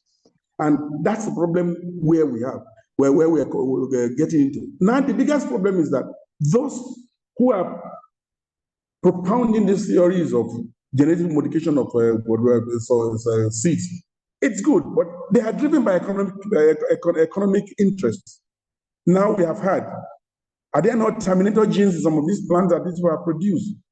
We know that when my father in the olden days wanted to plant his maize, he knew what he was going to do. He goes to where he has put the old harvest and gets some seeds and plants. Why are we putting terminator genes in the maize so that you have to come back on a regular basis to come and collect seeds? Are they not controlling our security? You talk of food security. It's not about the abundance of food alone. It's about the fact that you do have access to it at the time you need the food. Now somebody is telling me that I cannot plant tomato because when you plant, the F2 generation becomes a problem. I go back to the people supplying me platinum, whatever it is, and every time I have to go back to the seed supplier. Suppose there is a war between Nigeria and whoever is supplying me the seeds. Then he tells me that, sorry, we can't give you seeds because we cannot be feeding our enemies. And then it becomes a problem. But the real issue is that our facilities in Nigeria are inadequate, our systems are inadequate, our research is inadequate, that we are not capable of doing many of these things. And if you want to join the rest of the world, we have to do what the rest of the world is doing. Thank you very much. Thank you, sir. Thank you for that. You said there's need for GMO, but then we should adopt established biosafety measures subjected to constant review, which is good. I think quickly we go to the last presentation of the day. If that's the issue, that's the narration you should give. You didn't give that one. You said you're hungry. Hello. I didn't give a very good executive summary, please. Thank you. You heard what the good doctor said. He said GMOs will kill us. That we are hungry. If we want to stay hungry. We are not hungry, please. Thank you. Thank you. We quickly go to the last presentation of the day. Then we'll open the session up for question and answer. I will call on Ms. Joyce Brown to speak on potential impact of GMOs on health and environment in Nigeria. Thank you. Joyce Brown is a food sovereignty advocate and public health scientist, and she works with Health of Motherhood Foundation as director of programs. She's on the board of the Alliance for Food Sovereignty in Africa and also coordinates its youth platform. Please kindly proceed with your presentation. Quickly, thank you. All right, thank you, Dami. I hope I can share my screen. Yes, you can. Here's done.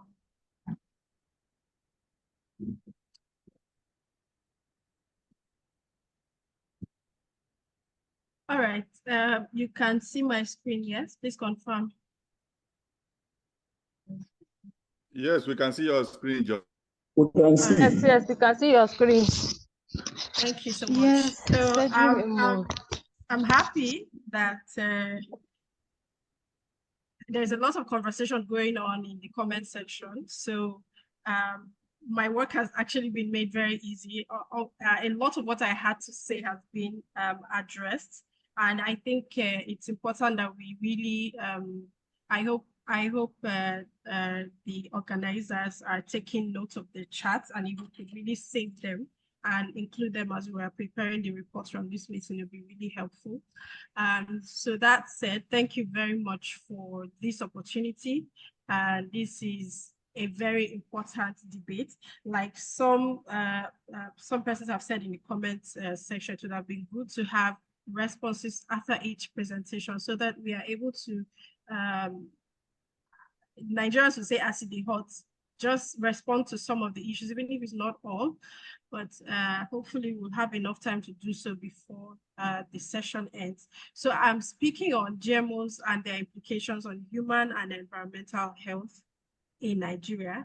And I would like to start by emphasizing, so most of what I'll be doing will be emphasizing since a lot has already been said. GMOs are not the solution to Nigeria's food problems. And that is because if we really sit down and critically examine what are the causes of these problems that we're talking about, we will realize, if we are being honest, that the solution is not GMOs. There are structural issues that we need to face. Fix. Professor Christelberg has talked about this insecurity issue in Benue State, how farmers are not able to go to farm. That is a state that is known as the food basket of the nation that should ordinarily be able to supply food to other parts of the country and even have enough quality food to export. But that is not happening anymore because of insecurity. We are not talking about that, but we are, fronting GMOs as the solution to food insecurity. There are a number of other challenges I will highlight as we go on. And at home, one of our work tracks is tagged hunger politics. And simply we look at why are people hungry, right? What are the things really hindering agricultural productivity? What are the root causes of these problems? And do GMOs really outperform natural varieties? Do GMOs really solve the problem? So we interact a lot with farmers, with grassroots communities. And over the years, we have found that GMOs is nowhere close to being the solution. Farmers complain about simple things like lack of extension service, lack of access to credits, and they say when they have this credit, sometimes they come so late and it's already past the planting season, and so it is not useful to them.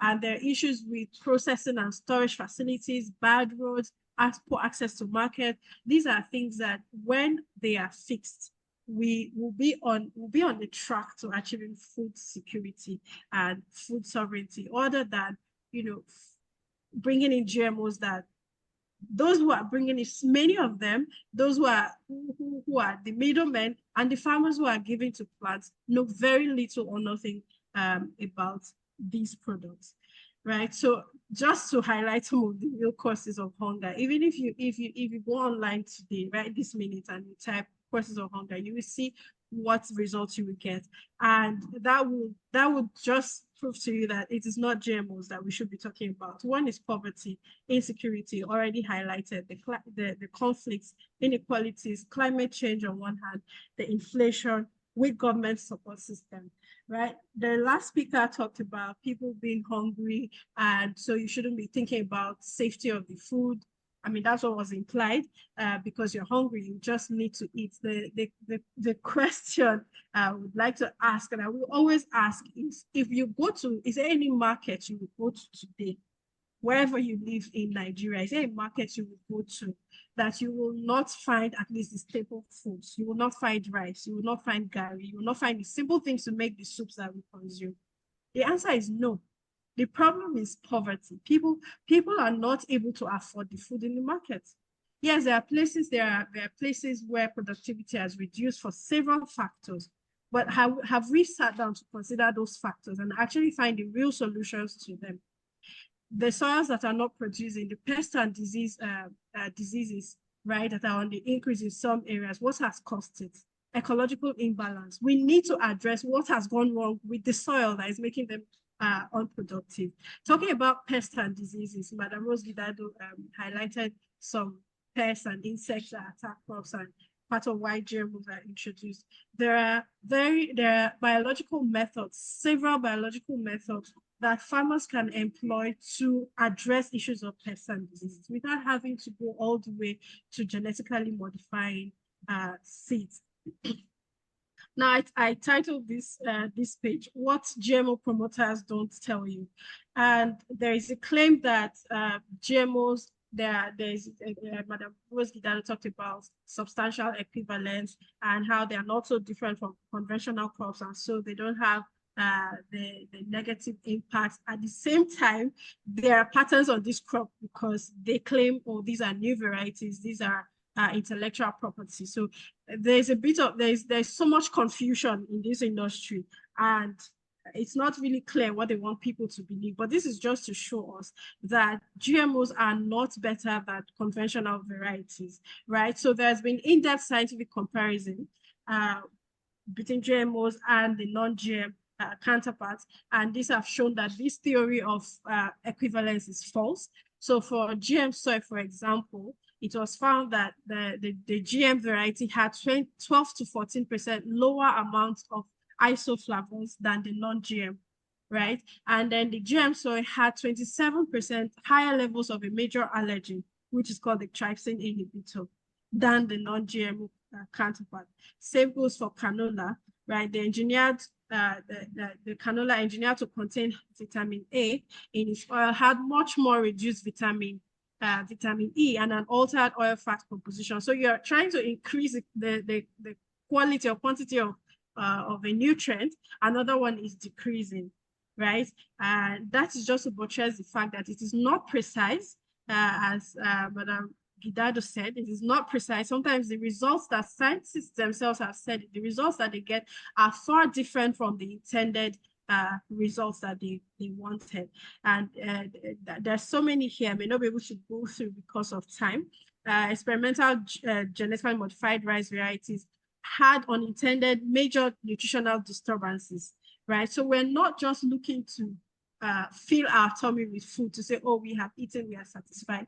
We're looking at the quality of the food that we consume, right? Over time, how does this food, the last speaker talked about COVID. One of the major lessons from COVID was the fact that Africans were not as affected as other people in other parts of the world. And those were linked to the quality of food that we consume, that we've been consuming over time, even though that is increasingly changing with the adoption of GMOs and the shift towards ultra-processed foods and all of that. So there are a number of points here that would let you understand that GMOs are not better than conventional variety. So it is all propaganda. It is just all about marketing these products. Now, just to highlight here that altered nutritional value is a concern, and these are the reasons. It could directly affect the health of the human consuming it by providing an access or shortage of certain nutrients. We've highlighted this point. It is also an indicator that genetic engineering processes could have altered biochemical processes in the plant.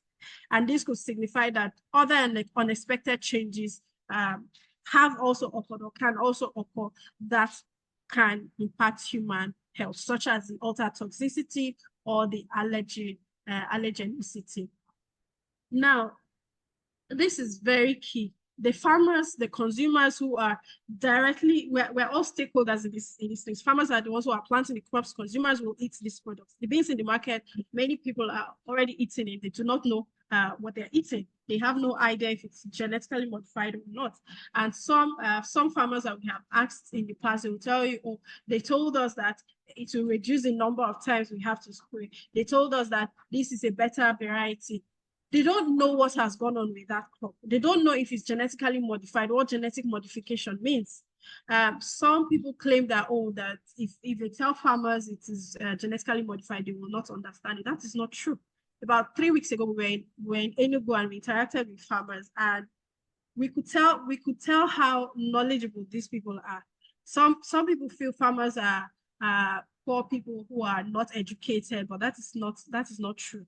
And so farmers deserve to know what they're planting, to know what has gone on with the seeds that they're giving to plant, and not be ensnared to do so. And so also does consumers need to know what they're eating, right? So the argument that GMOs are needed to secure food production in Nigeria is false, and all it represents is corporate interests. And this is a pointer. This is the indicator, right? So there is this attempt to monopolize seeds. And the last speaker confusing. I mean, I am confused by some of the arguments. He's saying that, oh, with GMOs, farmers will not have to go to a source to get seeds. And it is quite the opposite, because with genetically modified seeds, farmers are not in control. The seeds, as farmers themselves have said, the seeds do not perform well in the second generation, the F2, right? And so these farmers have to go back to the producers, which in most of the cases is not Nigeria. Nigeria, we are not the originators of these genetic constructs, right? So the argument that GMOs will make us not dependent on corporations is totally false, and I can't understand it. And this is a point we need to really take note of. It says what science believes and technology made possible must first be judged for its safety and benefit to the whole stream of life. This was a quote by Rachel Carson. Just thought to bring it here so that we consider it as well. Because we do not believe that just because something is available, so just because we can access something, that we should actually access it or use it. Because there's a modern agricultural biotechnology doesn't mean it suits our food system in Nigeria. It doesn't mean it suits our socio-economic context. It doesn't mean it suits our farming system. That some other countries are using it does not mean that we should use it, because obviously our own agricultural landscape, our own food system is very, very much different from those, especially in the global north. I won't bother to define what GMOs are. That has been defined. And just to say that the products of genetic modification are such that are not naturally possible. They are not such that that would naturally occur without these processes. And so this is just to highlight some of the points we'll be making, some of what this presentation will cover. And to also say that majority of the GM crops we have are so modified to be herbicide tolerant. Studies show that over 80% of GM crops are modified to be herbicide tolerant, and they are mostly modified to withstand the use of the Roundup Ready chemical, which is, by the way, produced by the same company producing the GM seeds. And also, secondly, for pest resistance. So that is why we have the BT cowpea that is designed to, on its own, act as a pesticide. So I think it was Madam Rose Gidado who mentioned that the GMOs do not contain toxins. But this PBR cowpea, as she called it, was genetically modified to with the introduction of the gene producing a toxin from a bacteria, Bacterium thuringiensis. So it is that gene was introduced into the cowpea so that the cowpea can produce a toxin to ward off insects when they try to attack it. So this is a toxin. This is a poisonous cowpea to say in effect. Now, there's some information that we consider as myths with regard to GMOs. And one is that GM technology is simply an extension of conventional agriculture. This is not true. These are processes that do not occur naturally, as has already been highlighted. They do involve the artificial manipulation of seeds at the cellular level. We've already talked about the fact that this process is not precise. It does not always give the intended outcome. Most of the genes that are manipulated are genes of commercial interest, bringing us to the fact that GMOs are mostly a profit-making venture, not to address issues of hunger or to help farmers produce better. GMOs do not bring about improved yields. There have been studies, especially in the USA, that have compared the output of GM products, so GM farms, and the non-GM farms. At best, it was about the same, but not better than the output from non-GM varieties under the same conditions. GMOs do not bring about reduced pesticide usage. If it were so, it can't even be so, because you have the same companies producing the GM seeds, producing pesticides to accompany those products. So there's no logical explanation or reasoning to say the GMOs will reduce pesticide usage. And studies have actually looked at it to say in some places the use of pesticide has actually even doubled and not reduced. Then the National Biosafety Management Agency that is set up to regulate the use of GMOs in Nigeria continually says that all approved GMOs in Nigeria are safe. Now, Madam Rose Gidado also said that the GMOs approved in Nigeria are safe, that risk assessments are done. Now, these risk assessments, the results of these assessments are not accessible to the public. So there is no evidence that risk assessment has been done. She also mentioned about feeding tests being conducted. We also do not have access to feeding tests. She rightly said that NGOs or CSOs are very key in ensuring or promoting public good, right? Which is true. But then it also means that these CSOs and other concerned stakeholders have to be able to access the proof that products that are being approved for use in the country something as common as food that everybody consumes, we should be able to access the proof that they are safe for people. And a lot is being said about labeling, how these GMOs should be labeled so people are able to make informed decisions. That is a good idea.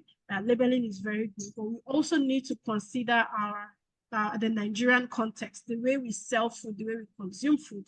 So if I go to the market now in my city, I will see rice, I will see beans. If I'm in a state where farmers are already farming and selling beans, I will see that beans, spread out on the floor or in a basin. How would I know that that is the PBRO beans, for example? And you have food that is being processed. You have the GM maize, for example, would be processed into pap, and we used to make a number of other things. How would you know that the place where you buy your pap from on a regular, they're making use of the GM maize? So these are critical issues. These are critical questions we need to find answers to. This is putting the claims about GMOs side by side with the reality, with the facts. Excuse me, please. We need to quickly wrap up. Our time is fast, but I told myself I'm going to use over 30 minutes, just like you gave. So please just summarize. Thank you. Thank you. Sorry. Right. So just you're asking her to summarize. That's not fair. Someone is speaking the truth. It's this time that you're not asking her to summarize. No, we refuse it in Jesus' name. Amen. All right. So let me go on. I'll try to be fast. Hopefully we will have the slides. Dr. Joyce needs to finish. Please continue. Let's. So you should quickly wrap up because of our time. Let her finish. Yes, so between 2016 and 2023, according to the information that is available on the Biosafety Clearinghouse, most of this is not available on the NBMA website, which is one of the problems. But going by, hello, can you hear me?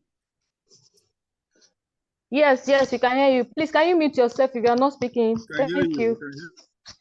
We can hear you. Right. Please continue. So, according to information available on the Biotechnology Clearinghouse, there have been over 20 GMOs approved for introduction into Nigeria, some for commercial release, some for field testing, some for food, feed, and processing. Right, and as has been mentioned, there are three that are approved for commercial release, as the beans, the maize, and cotton.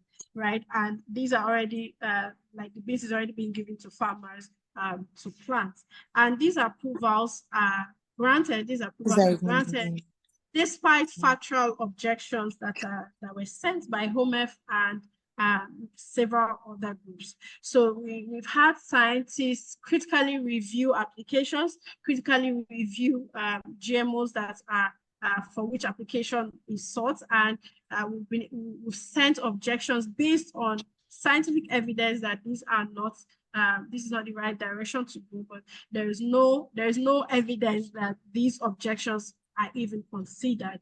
Now, moving away from the crops, the beans, the corn, and the cotton, there are over 60 different brands, different products that are in Nigerian markets, that are in our market shelf.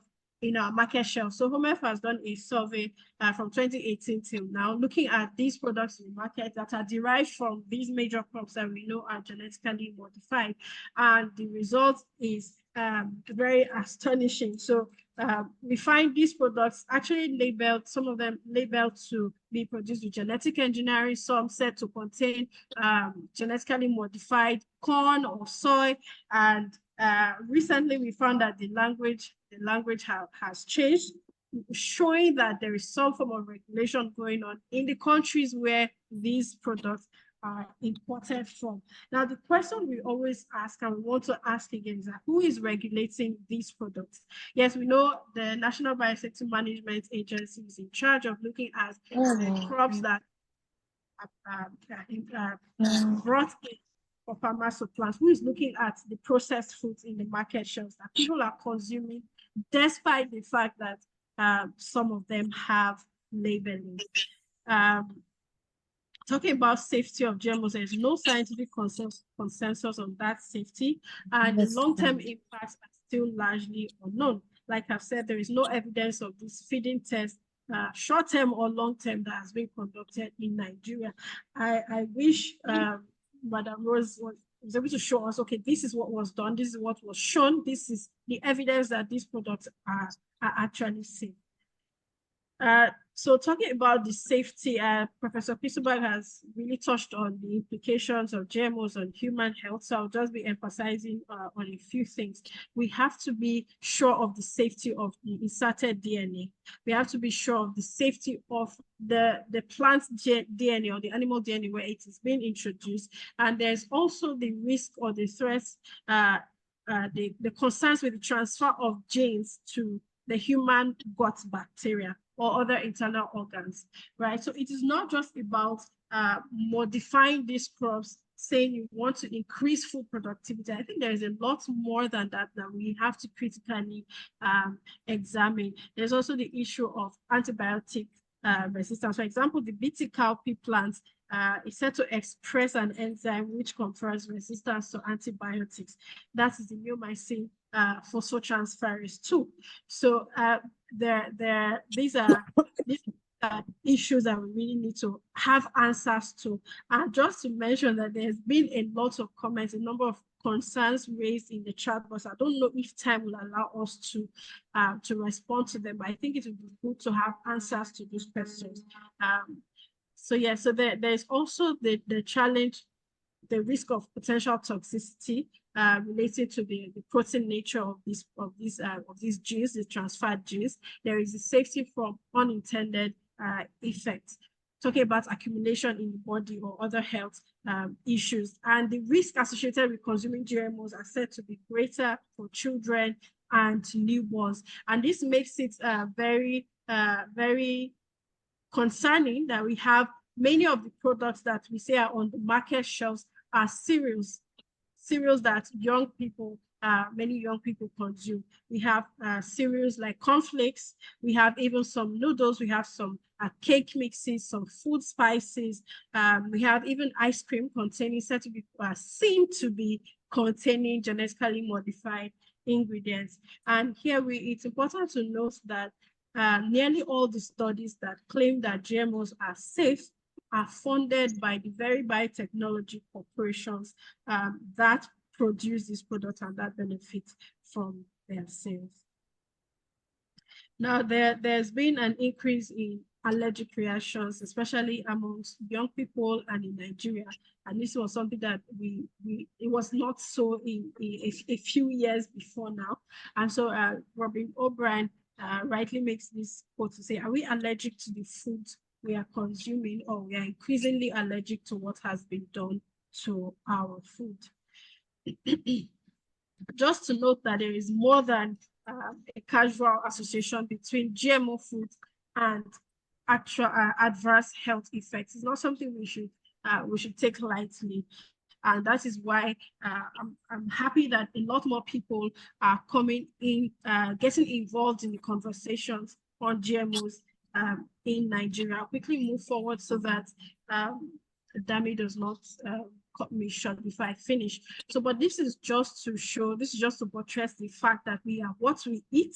And there was I think that was in 2018, we are having a training for journalists, and one of them asked the question that, how about when you cook the GM crop? Would that reduce the risk associated with consuming that crop?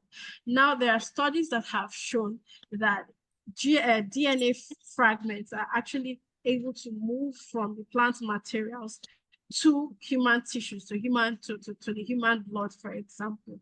And this makes it very, very concerning, particularly with regard to the PBR cowpea, right? The BT beans that has been approved and which is designed to act as a pesticide. This means that the toxin that was introduced into that beans can actually pass from the plant and find its way to the human system, the human blood of other tissue. So it says, for example, in 2023, a study in humans showed that DNA fragments large enough to carry complete genes can evade degradation in the digestive tract and pass from food to blood. This is scientific evidence, not just messy. So the next few slides are just showing the evidence that genes can actually move when eating, move from the plant to have direct physiological effect on human and animal consumers. Now, there is also evidence that I think that's on the next slide. This just shows that even in fetal blood, they've been able to find fragments of modified DNA.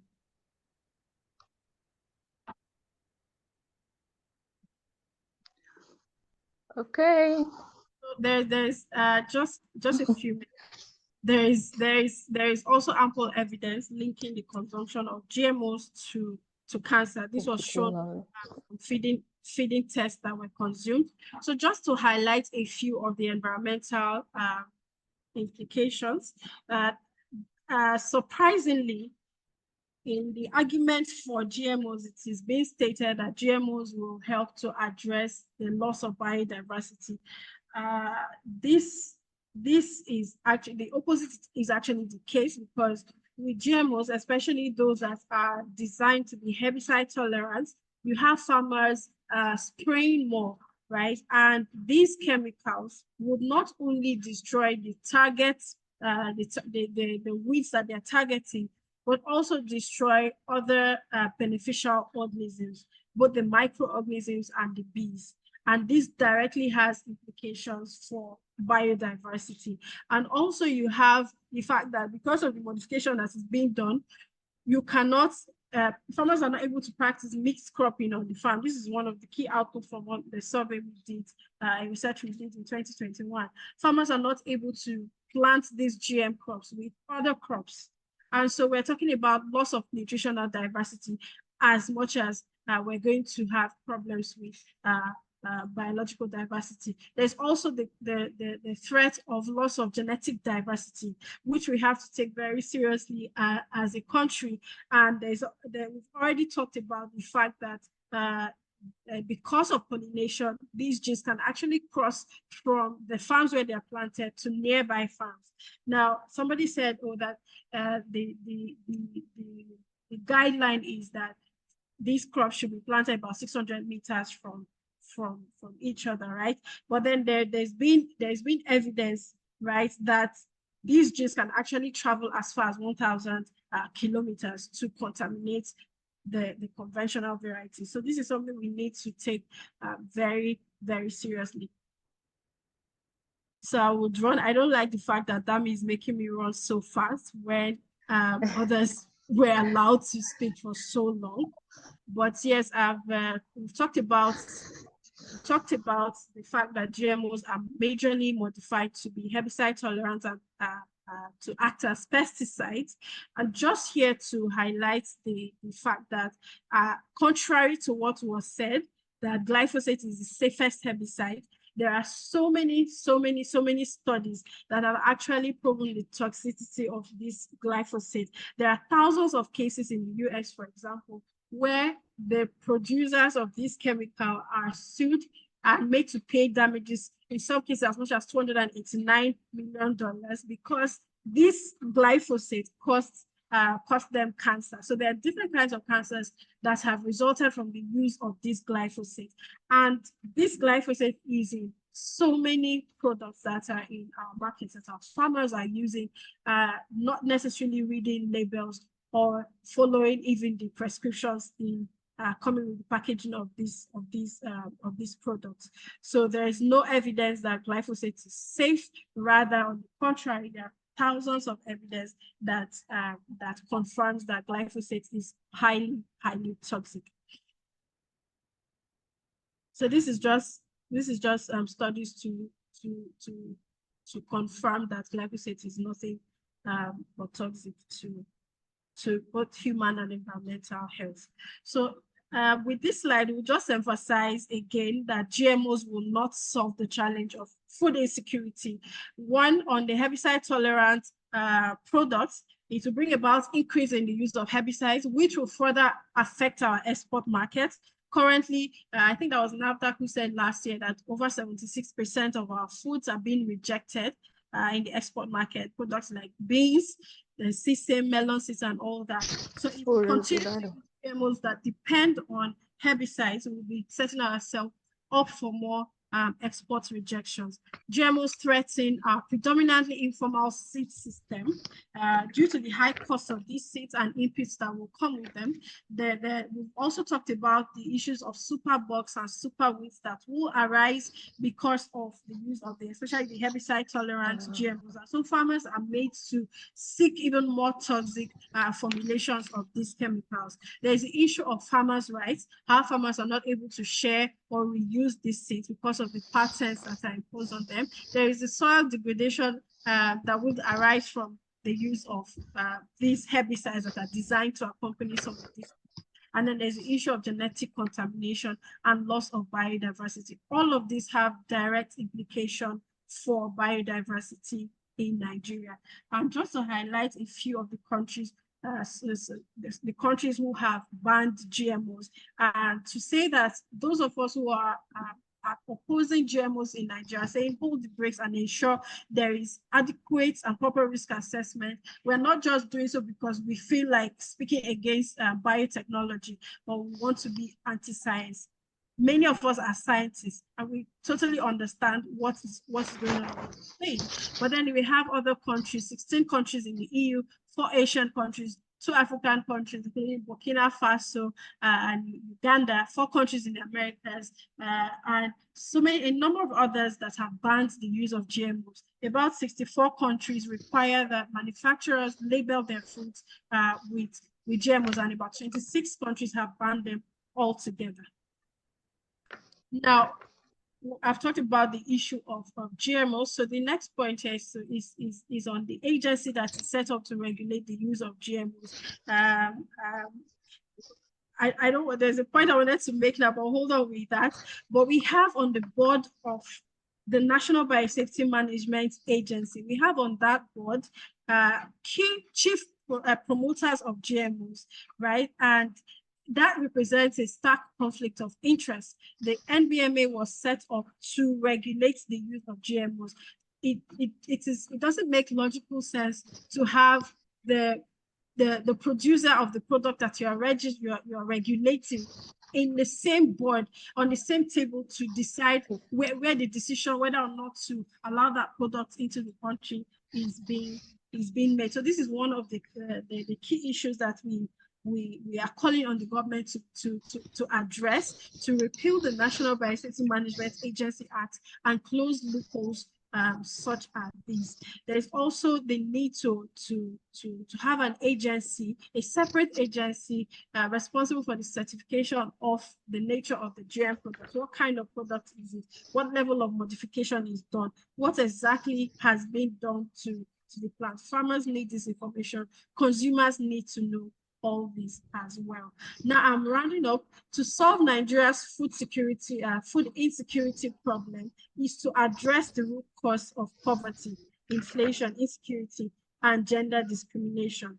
And to solve, moving away from that, invest in agroecology, right? An agricultural system that will not only revitalize soils and revitalize ecosystems and ensure increased productivity for farmers, but will also address the impact of climate change, right? And so we have agroecology repairing ecological damage, ensuring stable and optimum productivity, building up biodiversity as well as nutritional diversity, increasing support for smallholder farmers who currently produce over 70% of our food. So with GMOs, we are only addressing symptoms of major underlying issues while increasing profits for those who are promoting or marketing them. And the price to pay in terms of ecological damage, loss of biodiversity, health and economic implications far outweigh any momentary advantages that they may look to have.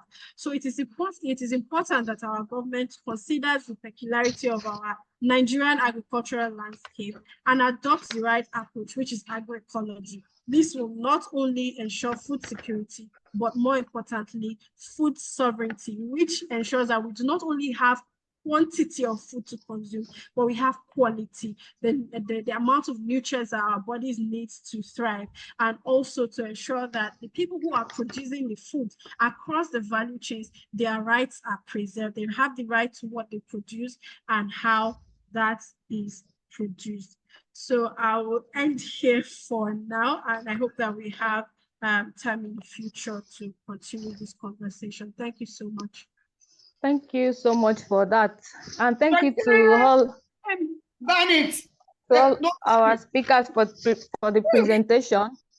Today, we've been able to learn that biotechnology is any technique that uses living organisms to make or modify products for useful purpose. And while speaking, Dr.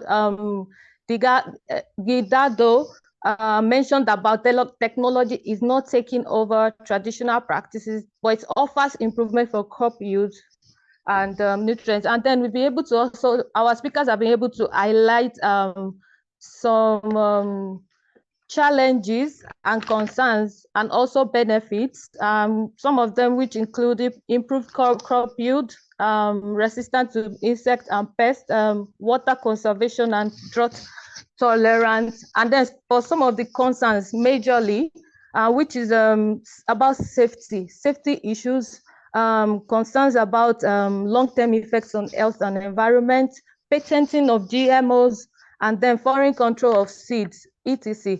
So thank you for all that. I will open the floor now for questions. Please, we know that this is a very sensitive matter, but please let us be polite while asking, because this, if you recall, this webinar is for us to share ideas and learn. Please, let's not attack anyone, or let's just be polite in asking our questions. Okay, there's a question here. First of all, there are questions on the chat square. Can you just go to the chat and pick out those questions? Okay, there's one I have one here. That do we really need biotechnology to move on? And then while Joyce Brown was speaking, she mentioned something about risk assessment of GMOs not being accessible to the public. Mr. Abraham will be representing Dr. Guidado. I think she went to a meeting. Maybe you can quickly respond to that. Hello, please, if you are not talking, please, can you mute yourself? Madam Rose has to be here, I beg. Madam Rose.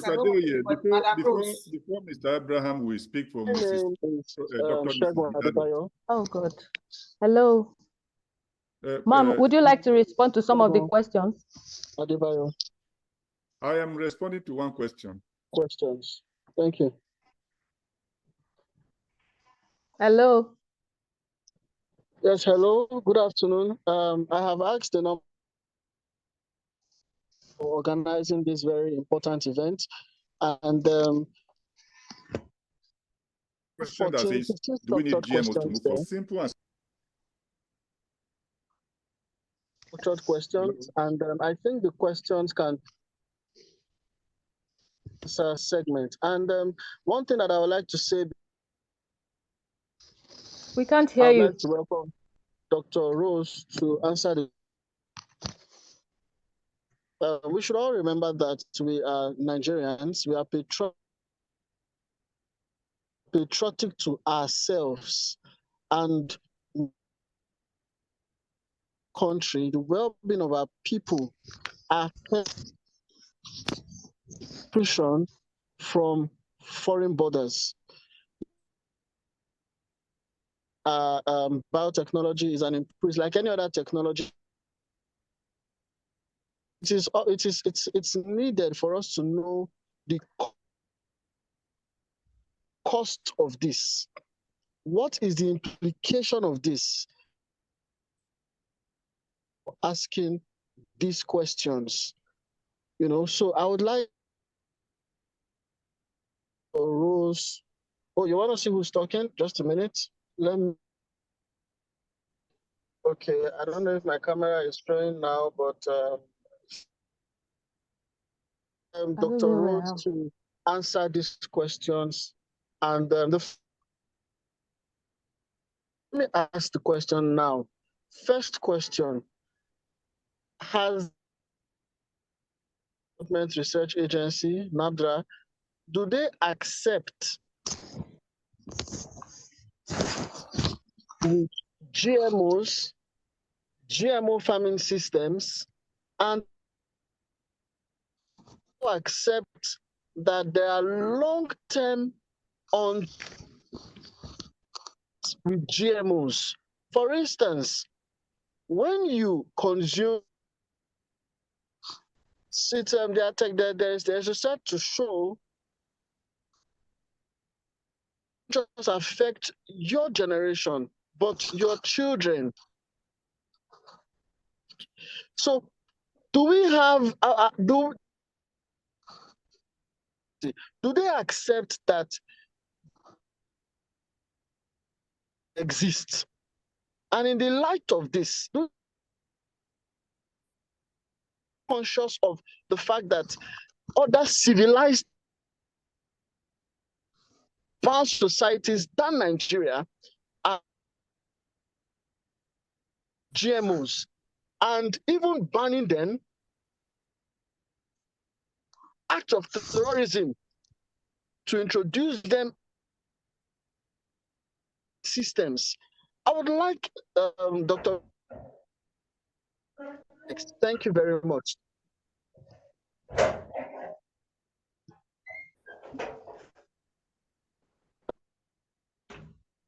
Hello, Dr. Are you on call? Or Mr. Abraham would like to respond to that?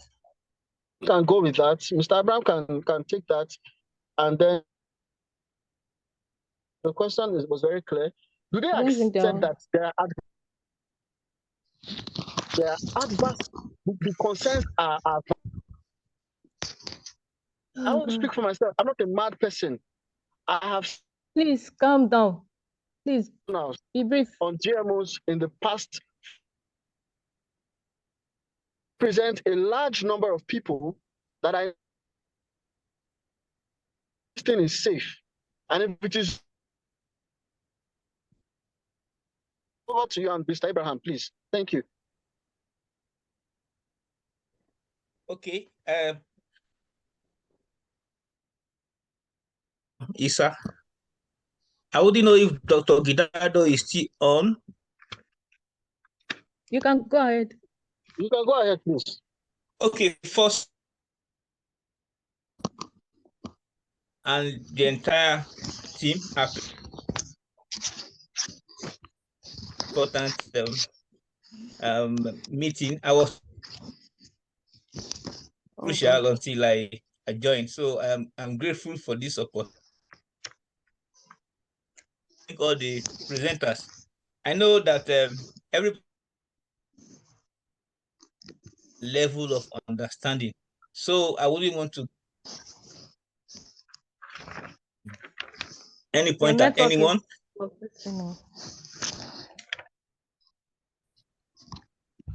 Maybe you should respond in the chat box. We can't hear you. Yes. Okay, how about also, now? We can't hear you. Thank you. Please. If... Thank Hello. You. Hello, how about now? Can you hear me? Okay, yes, it's better. So, like I was saying, let me first start by GM crops that PBR cowpea, teller maize, and BT cotton safe. They are safe both and in any other. Myself, biologist. I've done research on GM crops and share some of my personal data with you. So on the substantial equivalence, analyze the safety of any GM crop is to, in terms of composition, in terms of its conventional counterpart. I would want to, this group, to believe in us. You know that many of are without scientific data for in this regards, everybody here that the crops that have been commercialized are I can share with you a link from WHO, the safety of GM crops, and I don't know if I've answered your question with these few words. I'll call you Hello? brother because we are both in this. We are both. A question. However, because if you say it is safe, because if you want to, because the pre-market validation tested in its entirety, not just the impact on this current generation, but 2 generations worth of research was done on GMO. Doctor, my second question was on something I saw. There was something she said, she wrote, which said that part of the benefits of, I want to speak on that. It's very important. Now, GMO, are GMO food items currently labeled in Nigeria? Labeled, that means people are consuming vaccines without consent. If I go to the market and I buy something that has a vaccine inside it, because I saw on our slide benefits of GMO.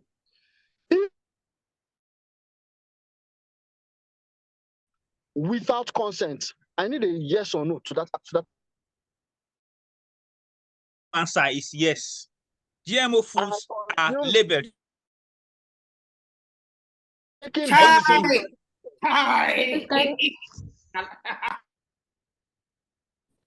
Hello, sir. Okay, so Mr. Yes. Abraham, are you confirming that I am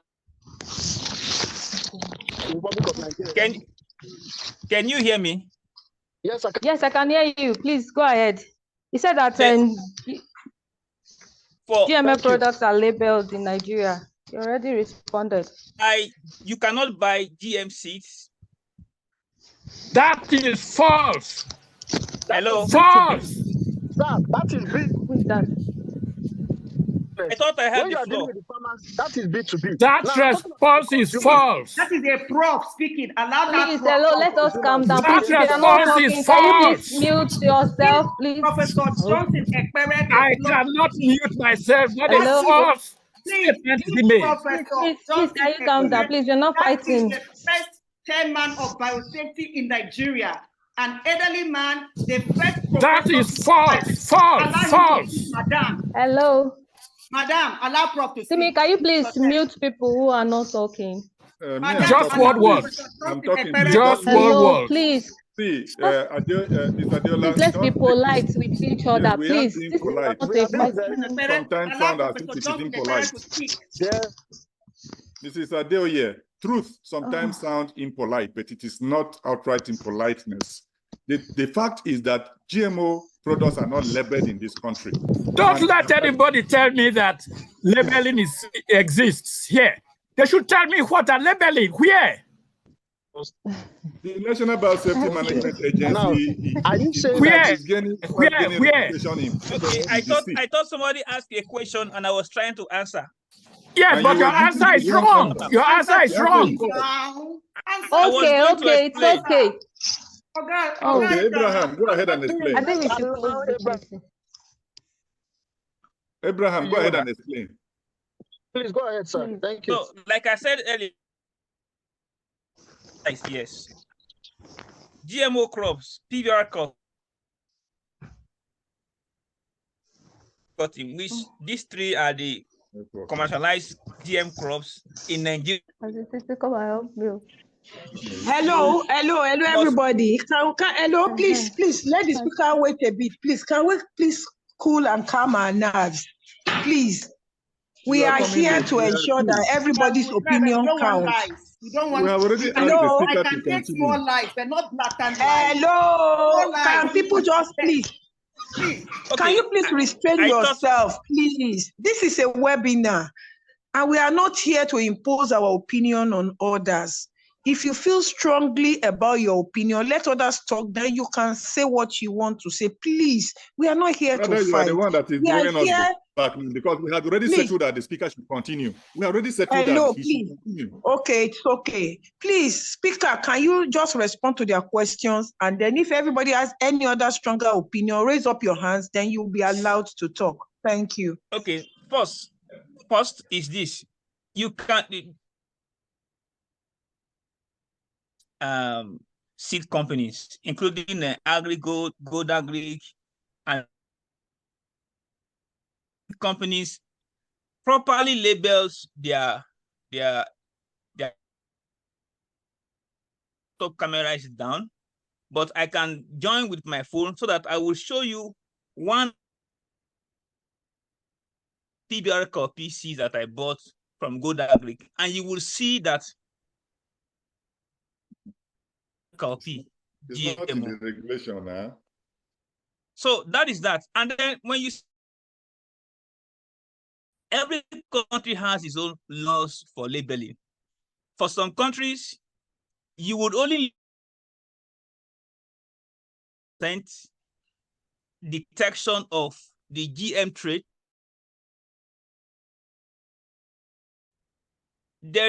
For you to be able to detect a certain transgene in a crop above a certain threshold. So if that transgene is below that threshold, even so, in any case, you wouldn't even need to label it. So, but for Nigeria,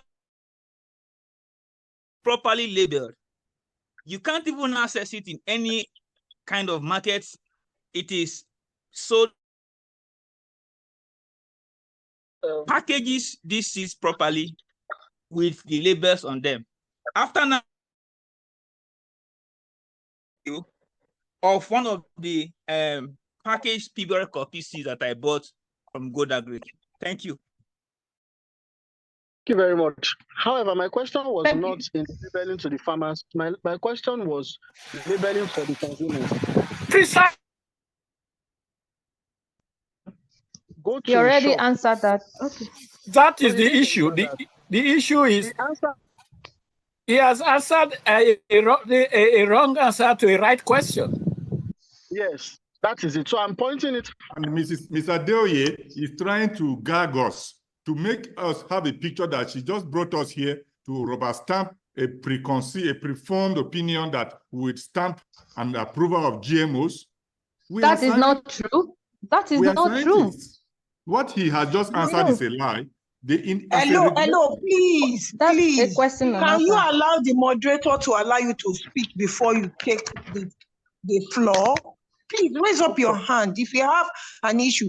And if you have a dissenting opinion, just hear your dissenting opinion. But we please let us refrain from my hand is raised. attack. My hand is raised.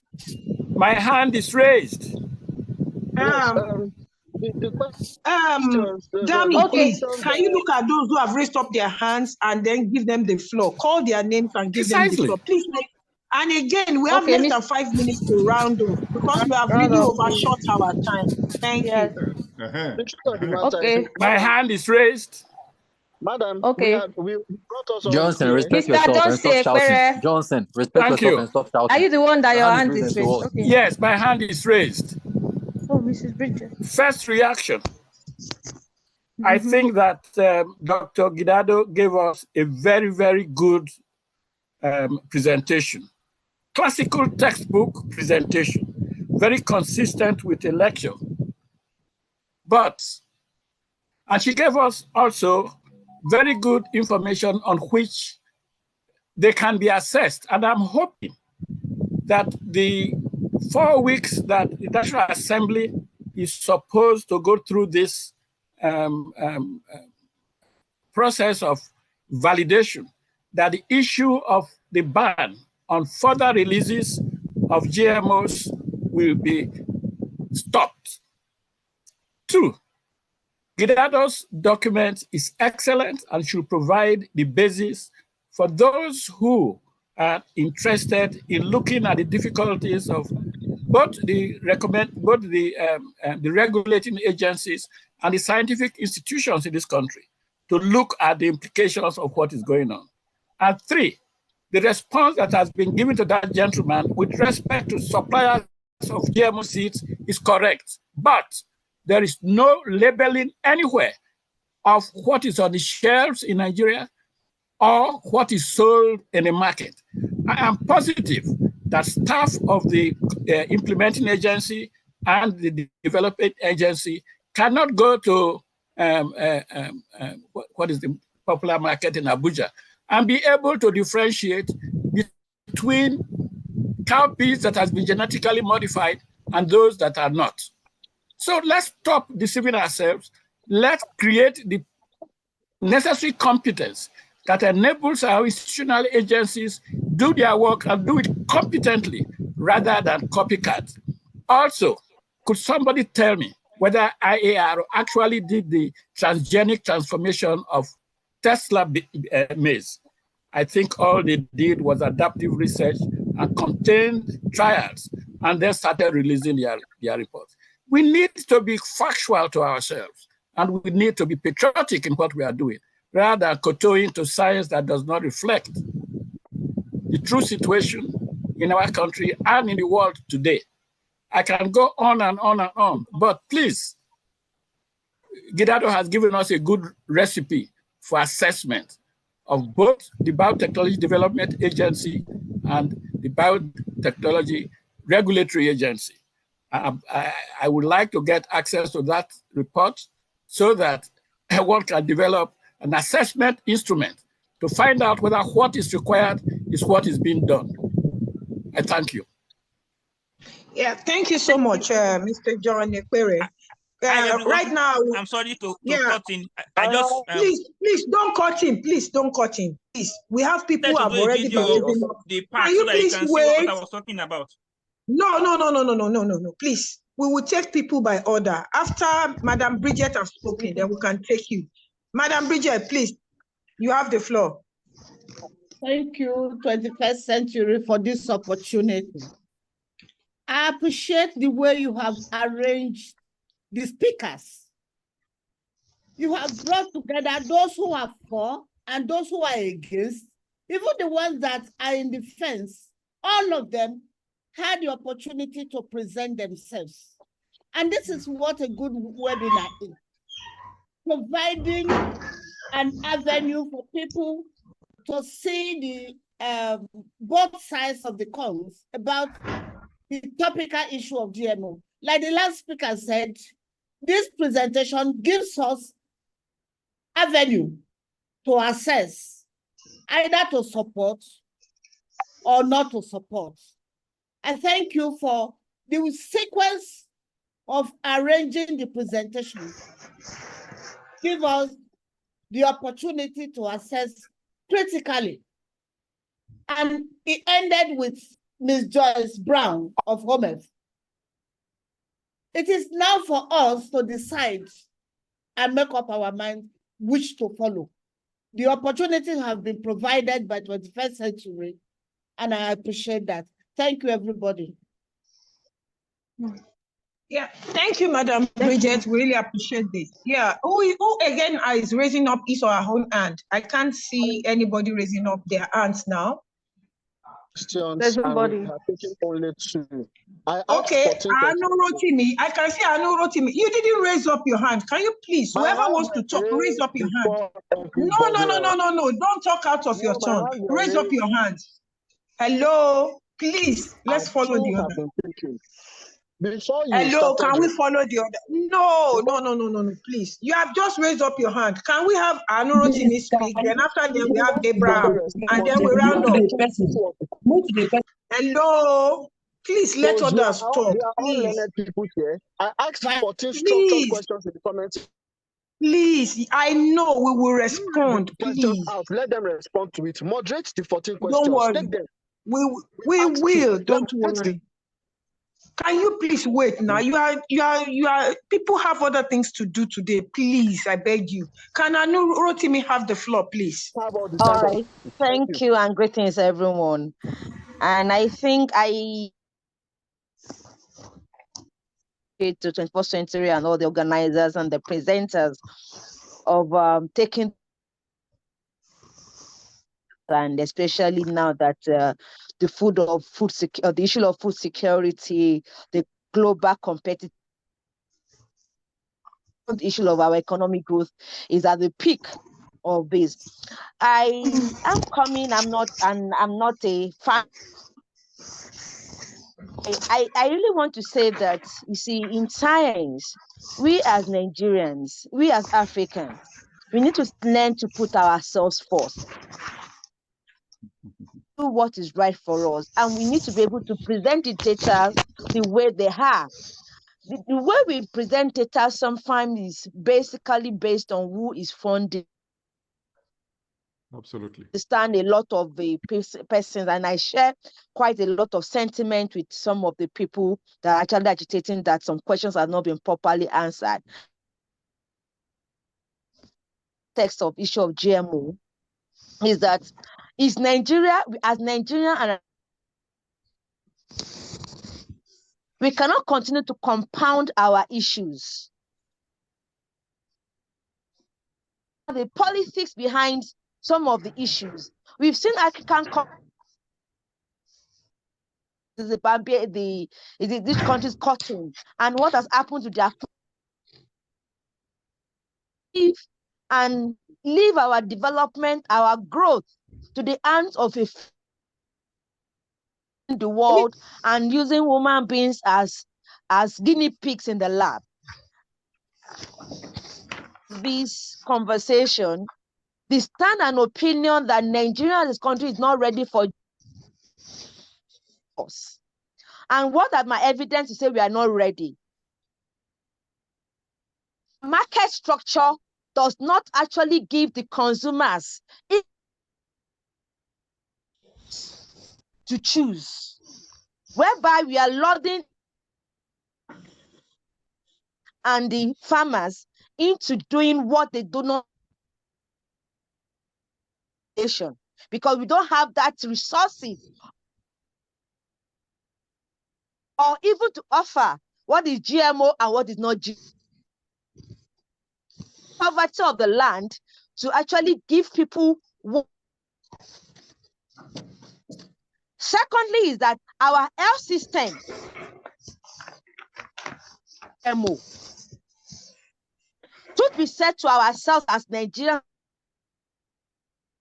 Most of these researches does not bring out the real fact about it.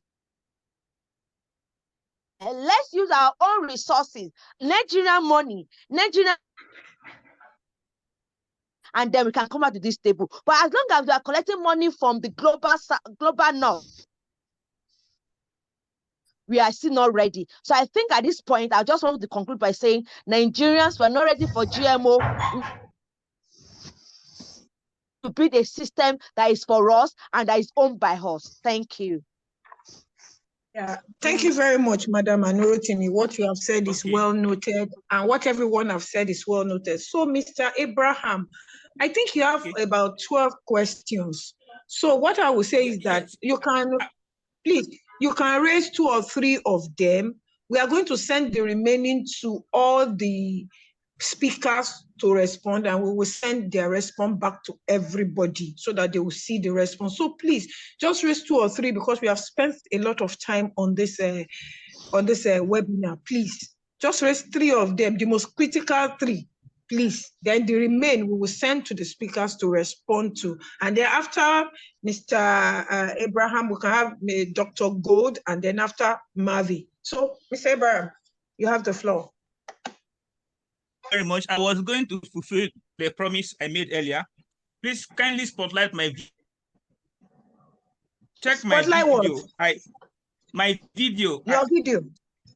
Okay, we will do. If you can even drop the YouTube link or the video link on the platform so that people can see it. Yeah, thank you. This is a live video I'm doing now. Oh, live video. Okay, let's see. I have one of the seeds in my house, so you can see that Maina seeds. Maina seed is in Kano. Maina Seeds Limited. Okay. Certified seed, PBRKLP. Can you see that? Then, see, did you see any SC? Seed codes. Now, if you turn to the back, right? Please tell Abraham that is not the issue. I agree with what he's saying. We are talking about labeling for consumers. Dr. Abraham, I think the question was labeling for consumers, not for farmers. He is correct with his radio video. He's very correct. He's very right. Did you see that? And don't let Abraham speak. And no, can we allow Abraham to speak? He is answering the wrong question. There's no argument about what he's saying. So you can see that even the is written on Hello, can you allow Abraham to speak? Please, let Abraham finish in 30 seconds. Please. Okay, thank you so much. So you can see it is written, this product contains PBR copy event AAT 179AA, developed to produce the Clay1AB insect that confirms resistance against the legume pulvera Manuka vittata.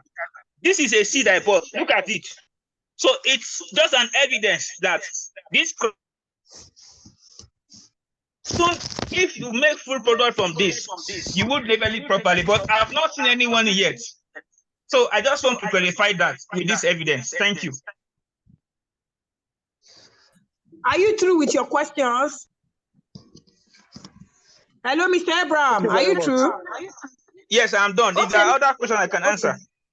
Don't worry. Mr. Gold, can you go on? Hello, Mr. Gold. Dr. Gold, you have the floor. Okay, I'm not I'm a lady, so you can address me as Miss instead. Okay. Sorry, Dr. Gold. Sorry.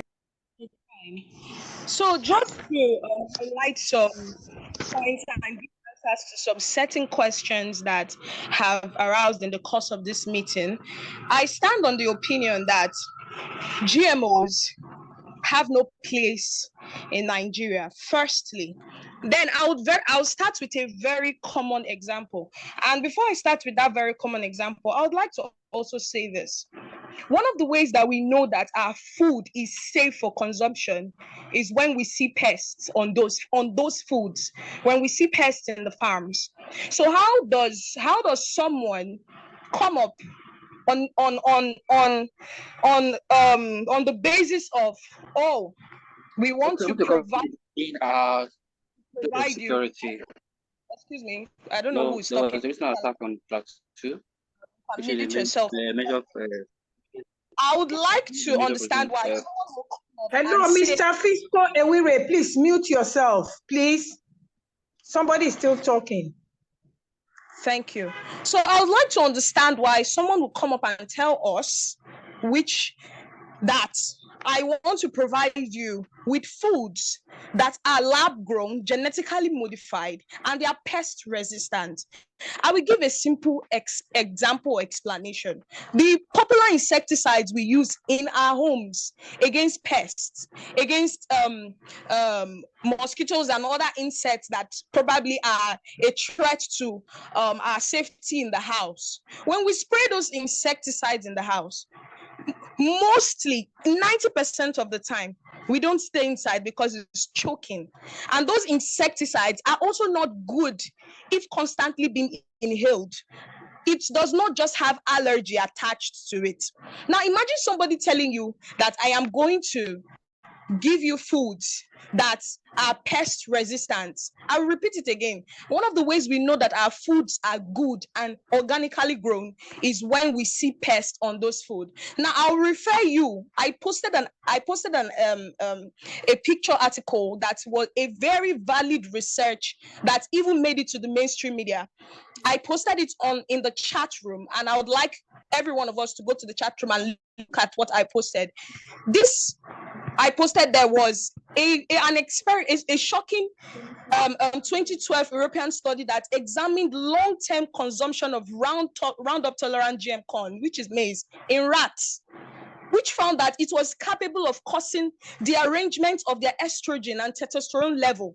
So in addition to that, imagine that the rats grew large hormone-driven tumors in their liver, in their kidney, in their mammary tissue, and they want to give these things to humans to eat. So how do you comfortably say that GMOs are safe for consumption? That's number one. Number two, GMOs, this is answering some questions that have been asked. GMOs stand a threat to Nigerians' food sovereignty. In fact, to Africa's food sovereignty. Because imagine that GMOs are effectively monopolized.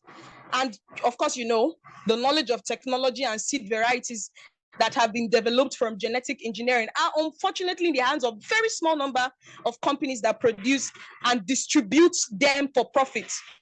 So I will list some of these companies which you already know. Some of the companies are Monsanto, Bayer, DuPont, Pioneer, Syngenta, Doe, BASF, and all these companies, of course, you know Monsanto is in Nigeria. All these companies are the only ones who give you the GMO seedlings. So imagine if they declare that for 2 years, seeds will not be available. Nigeria will be in serious famine, I tell you. So the food sovereignty of Nigeria is automatically taken away. These companies are effectively pushing that the GMO seeds should make it to the market, which is limiting the variety and choice for the farmers who depend on their seeds across the world. Now, it's going to be a big problem. It's going to be a very big problem. And the problem will start from the enforcement of copyrights on the genetically modified seeds, which means that living organisms that these companies could never create from scratch are effectively co-opted as private properties because of minor modifications they have made. I'll give you another instance. Biotechnological companies restrict independent research into GMOs. Why? The corporations that own patents, the patents on GMO, forbid independent research into the GMOs that they market and sell, and will legally prevent such researches from being undertaken or published. Why do you think so many people who have advocated for GMOs are cancelled? They don't make it to the mainstream media. This is understandable. As companies like Bayer and Monsanto wants to ensure that any information that questions the performance of their seed does not reach the market. How are we supposed to take all of these things? I have so many points to give to you here, but with these little points that I have given to respond to your questions, I would like you to take proper look again into what we as individuals are preaching to the general public. Imagine the poisons in the foods that our children will eat today. I mean, if anybody here on this meeting was paid to actually push this GMO, I tell you, you are sitting on a time bomb that will soon explode, because it's going to affect both your generations and the generations to come. I rest my case. Yeah, thank you very much, Dr. Gold. Thank you, Dr. Cole. Thank you very much. Organic drink on me, man. No GMO. No, please. Can you allow me to moderate, please? Don't jump in. No capping. Yeah, please, Dr. Gold, we thank you for your suggestion, but please, nobody was paid for anything here. We are here to enlighten ourselves. Thank you. So we have Mr. Mave, please. Have the floor. Mr. Marve. Thank you. Good afternoon. I'm Miss. Oh, okay, Miss Marve, sorry. It's fine, it's fine.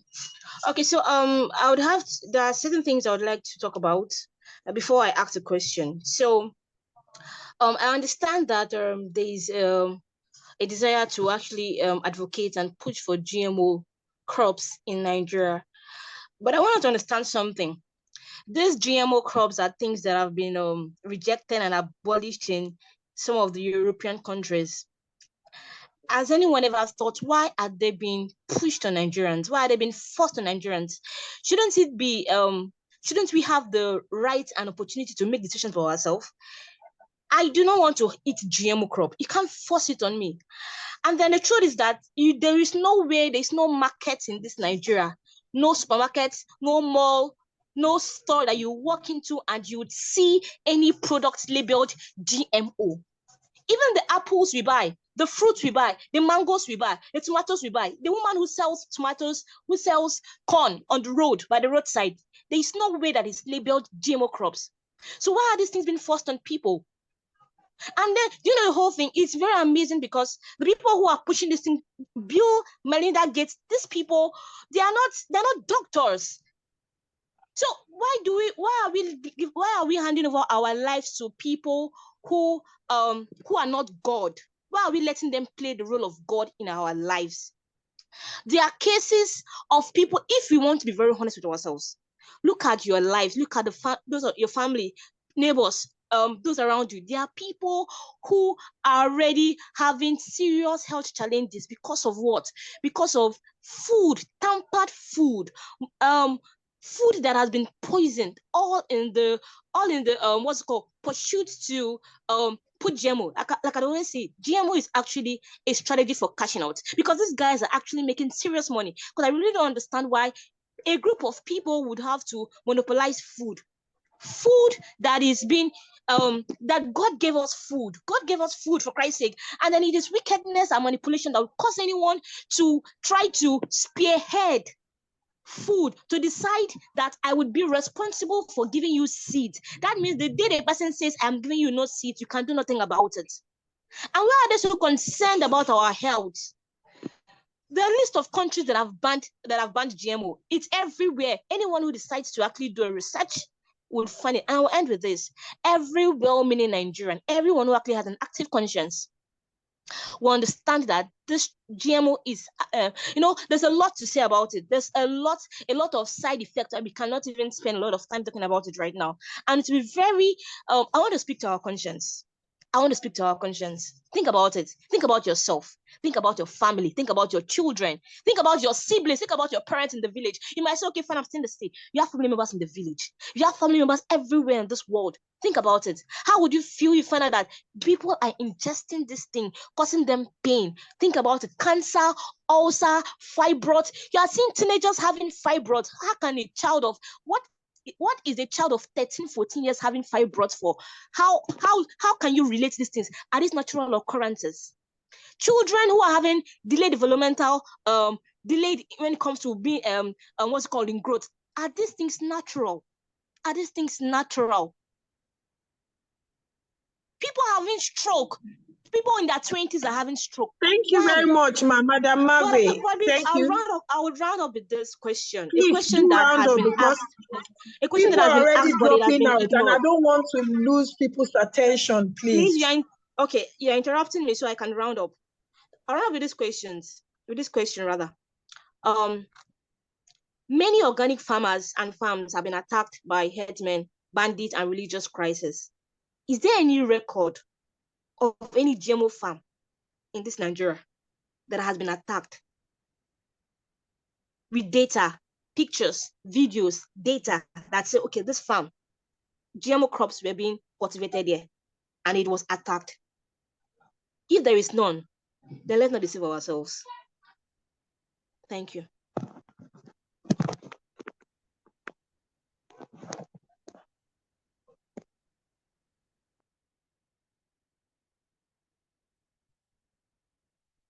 Okay, thank you for that.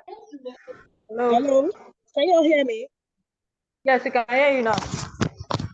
Yeah, okay. So let's have, we have 1, 2, 3. We have 4 more people. Please, we are not going to take any questions again after these 4 people have spoken.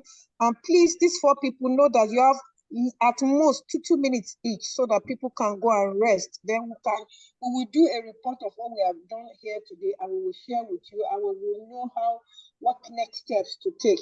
So we have Olorun Foyemi, Queen. Madam Queen, can you please take the space? Okay, good afternoon. Can you all hear me? Thank you so much for organizing this session. So my own question is in regards to our researchers, because I remember when Abraham was giving his speech, he made mention of WHO. Why do we always like to run to the Western world? Why do we where are our localized research? Because now we're talking about GMO, and this is particular to Nigerians. So why are you bringing researchers from outside? Where are your localized research? And when we look at, he said, I think I saw someone post on the chat box that GMO food helps with food shortage, and that's a lie. Because first of all, if there are researchers, we will know the main cause of our food shortage in Nigeria. And we know one of it is insecurity. Look at insecurity in our food basket. Look at Benue farmers can't farm anymore. Okay, there was a recent attack in Plateau State in Magun where we have the major maize farming. Was there any government intervention? What is the government doing in particular concerning insecurity? Because we cannot just base our decision base the decision for the infiltration of GMO into the country based on what WHO is saying. In time past, we've seen, even with COVID, we've seen that we can't trust these guys with their judgment. So Nigerians, we need to make our research, localize our researches. We need the national biotech. They need to bring out funds to fund this research and make decisions that are in favor to Nigerians, because we have arable land, but because the farmers are not going to the farmland because of fears of bandits, fears of unknown gunmen. Now we are crying food shortage, and we're saying GMO is the answer to our food shortage misery in Nigeria. It's not true. Here the farmers will say goodbye to food shortage. And another thing I want to ask, these seeds are patent. So how would you say that GMO, the introduction of GMO helps our food security? Because now we are manipulating. So, Madam Ofoye, please quickly round up.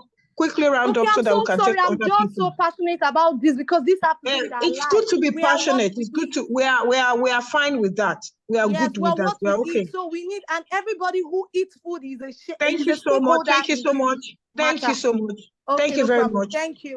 Please, I think we've had a lot of people asking questions, and I want one of the speakers to respond. Maybe Mr. Abraham Issa, please, can you respond? No. And give us some. You will not end with this thing. I think Abraham Issa is not a speaker. Yes, we are still here. No, why would you call Professor Victor Lumeku is also on. Professor Victor Lumeku is also on. Wait. I was told that he's representing Dr. Gidado. Because when you have the head present, why should you test the cap on the knee? I wonder. Abraham is what? Can I make my please, I'm begging you. We are here to learn. We are not here to attack people's personality. Please. From other people we are not attacking Abraham. We are telling you simply. Listen to us. You are telling you simply. No problem. Don't worry. Please, we have about 3 more people to speak, and then we will hear the final word from the speakers. Please. Okay. Thank you. Okay. Can we have Victor Olumekun, please? Yeah, I'm on the line. You see. Thank you. Please, you have 2 minutes. Once it is exactly 2 minutes, I'll stop you. Please. Thank you. No problem. People don't understand the difference between science and advocacy. As a scientist, I laid bare the problems. And I said there are pros and there are cons. But the fact that right now we have not got enough information to do the analysis that is needed in Nigeria. I said so. People were saying I was sitting on the fence. Sometimes the fence is the best place to sit on when you have a situation where everywhere is not safe. But as scientists, there is merit in GMO introduction, but we have not got sufficient information to be able to take a decision right now, because the things that we have, the information that we have are from outside this country, not from here. So why don't we do our own researches? Why don't we spend money so that we can make a difference? It's not about importing things from other places. It's about setting up our own. All the manpower to do what we do, whatever we need to do. Thank you very much. Thank you very much, Victor Lumekun. We really appreciate your contribution. So we have P. Shegs. P. Shegs. Yes, sir. Yes, sir. I'm very happy that Dr. Rose is back. Very quickly, I'll just say this, and I'll leave the. I think a lot of on the patent owners of our GMO seeds. I have studied very critically. The patent owners will control the market. I would also want to task our researchers in the house to please research on benefit from managing cancer and managing diabetes and managing modern illnesses. The investors of Big Pharma, GMO, giving our organizations in Nigeria, coming with our research councils and co, giving them grants and funding research. Same set of people who are benefiting from cancer and diabetes that are also funding GMO and co, so that they grave. They have a depopulation agenda, but they want to strip you of your income before you go to the grave. So a man that is retiring at begins to decimate gradually till he gets to zero, and the money goes to Big Pharma, and then they win in depopulating the countries that they many economies. And I'm very surprised why we have patriotic Nigerians that are allowing these transnational vandals come into this country to the grave. And I would want to tell everybody who is a proponent of GMO, go back to your laboratories and go and study. Stop collecting. They fund your research. They should not fund your outcome. Stop this thing you are doing. And I'm telling you, stop it. You will be just not good. Thank you very much. Yeah. Thank you very much. Just like I always say, please, it's very important that you state your opinion without referring to other people. We all have our right to be who we want to be and do what we want to do. So far, we are not infringing on other people's rights. Please, all of us has a right to our opinion. Please. Please, can I say something now? I don't know how to raise my hand here. I don't have that facility. Maybe no, man, who is speaking? Who is speaking, please? My name is Professor Christobel Gamwa. He's one of the speakers. Okay. You are one of the speakers. Okay. Yes. So I think you give floor to the speakers to respond. I'll just speak for 2 minutes. Will have spoken. I'm not sure. Okay, go on, sir. I haven't, please. I haven't. You see. Okay, sir. Yeah. You wait. Let all the questions finish so that you can round off and give us an overview of everything. Sorry, I'm really sorry. Let the Perfect will speak. After that, then you can talk so that we take all the questions. Thank you. Perfect will, please. Thank you so much.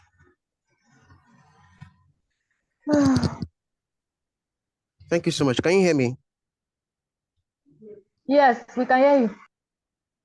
All right. Thank you so much, Dami, for making this platform available, because this is a very, very important issue in Nigeria and Africa at large.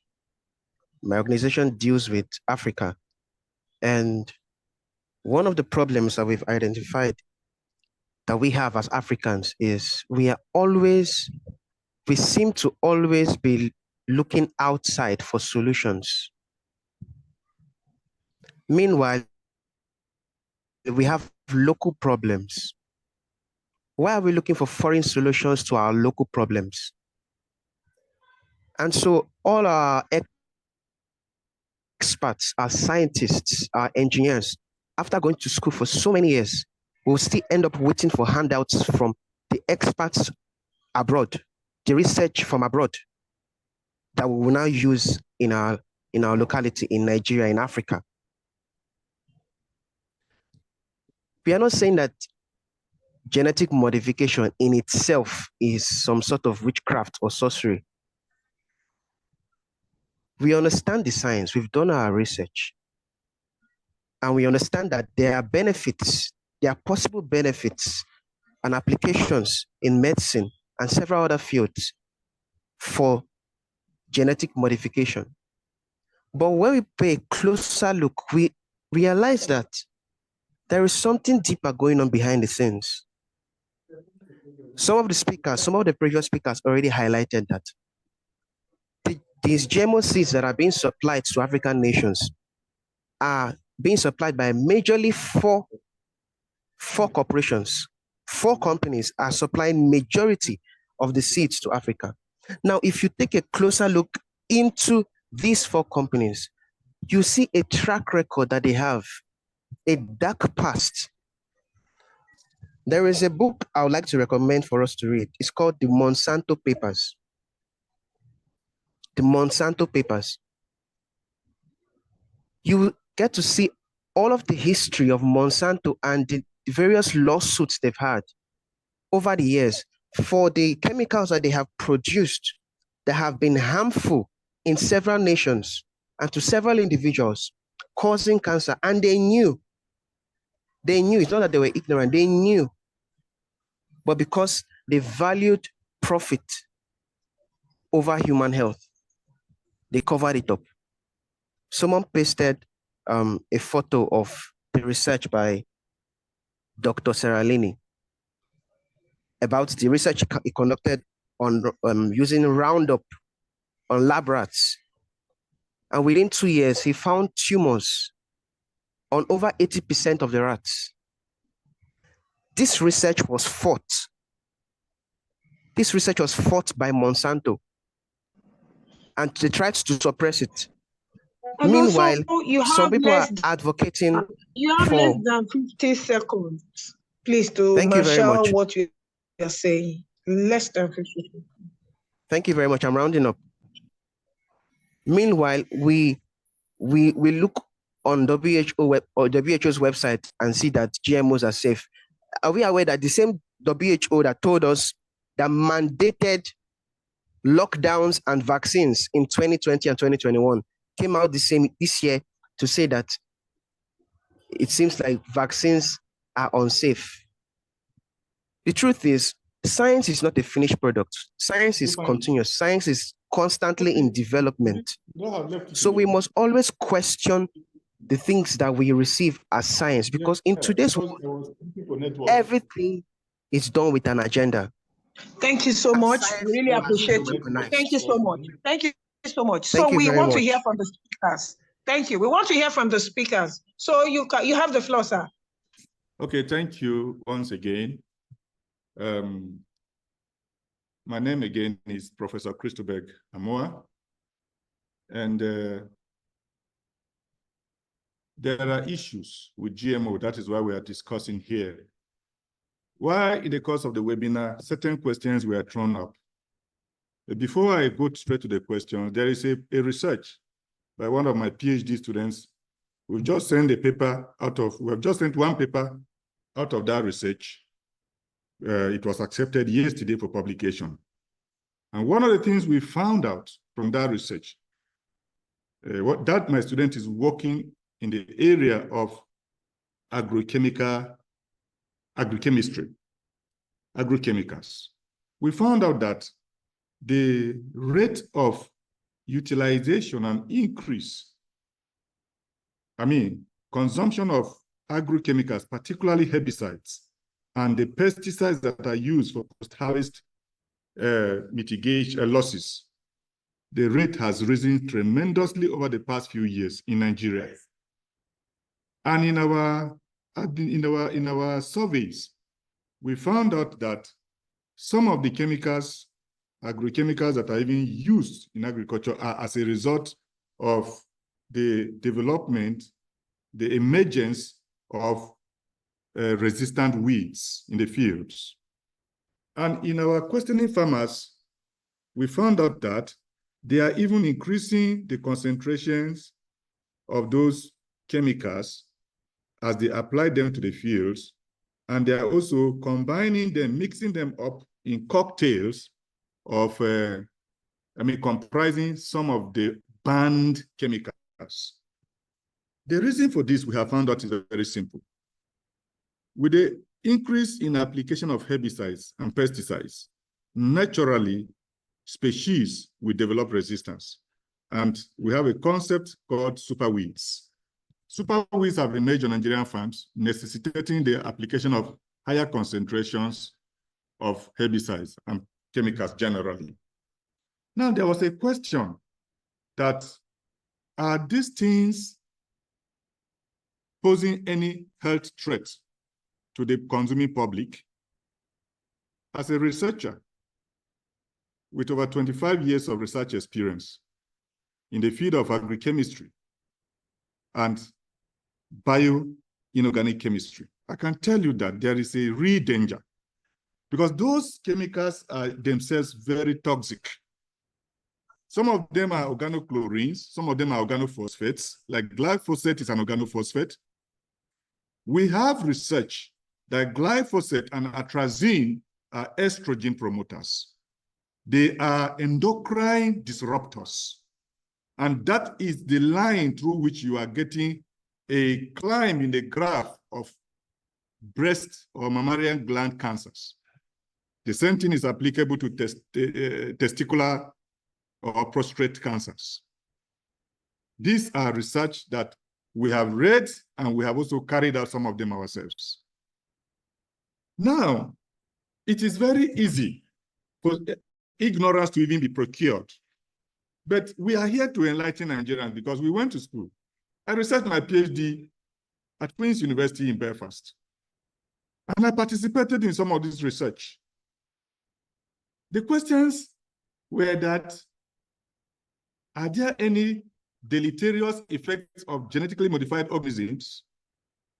The answer is yes, because research papers have proven that, and we have them, that they have deleterious effects in the area of healthcare, in the area of environmental toxicity, in the area of economic sabotage and enslavement, in the area of cultural disruptions. For example, here in Nigeria, the moment you are talking about food and you mention something like acha, anybody who is familiar with the Jos Plateau will tell you that, oh, that food that is very popular on the plateau. But with genetically modified foods, we have seen an instance where Bacteria thuringiensis, Bacillus thuringiensis, that was used by Monsanto to engineer the first, one of the first products, varieties. We have seen instances where it also affects known target organisms, like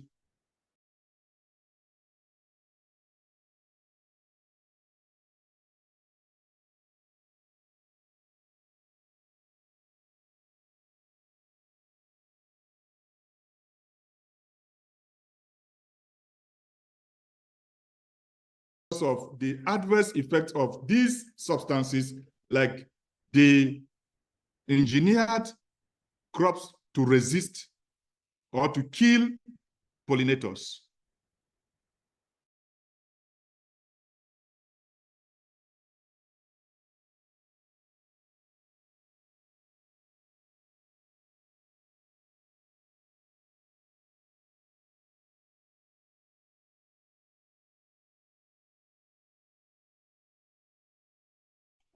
Hello, can you still hear him?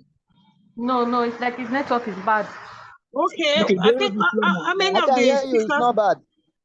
Long time. Hello, is he back? I can't hear him. Okay, my hand has. I think the network is okay. Can hear you. Okay, fine. Yeah, I think the speaker is off now. So do we still have any of the speaker online to give us their parting shots? I am back online. Just give me 15 seconds. Are you back? I'm back. Mr. Abraham, Mr. is representing Dr. Gidado, and Joyce Brown is around. Don't worry. Mr. Abraham will speak after him. Don't worry. So let me round up in 15 seconds. Let me round up in 15 seconds. One of the questions said, are these products patented? The answer is yes, they are patented. The necessary follow-up question is, who owns the patent?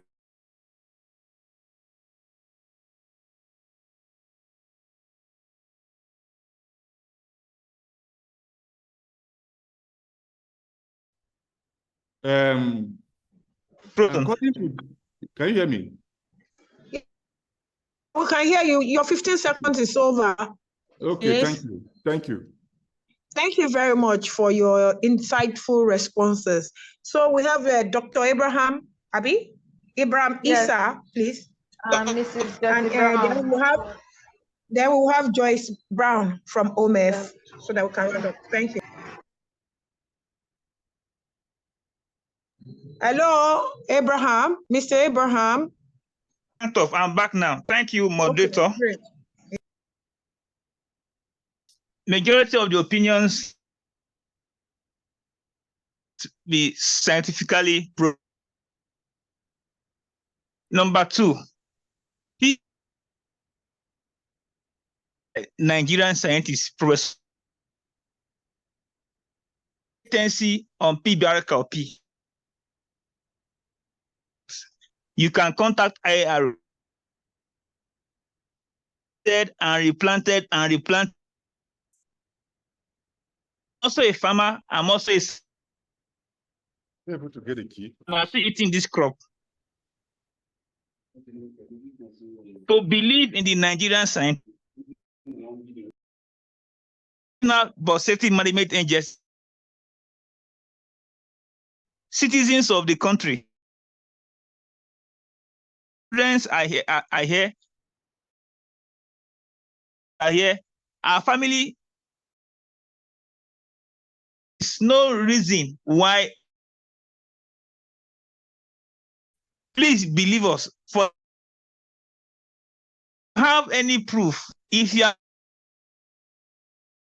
PBR copy, scientific data to prove. All for MBMA. Talking is personal research. Research not being funded by any. And I have my dates. Your network is fluctuating. Okay, how about now? I don't hear anything. Let him send it in the chat. Okay, I think your network is so terrible. I don't know if you can continue on the chat and type. Hello, how about now? It's so terrible. Okay, we can hear you. I can hear you, but at times it breaks. Okay, so let me just wrap up. Let me wrap up. Wrap up, please. Personal research from the board copy. Non-targeted on PBR copy. I have pictures to show. I have videos. Madam, baby, so you would come to the case yourself. Please, I know we have speak based on emotion. I want us to speak based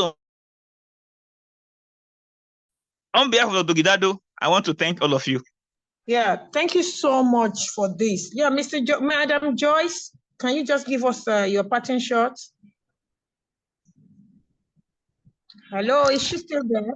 Yeah, if she's not here, she can be Joyce. I'm here. I am here. Okay, please give us your pattern shot, please. Yes, thank you very much. And what I would like to highlight here is that these are really serious issues.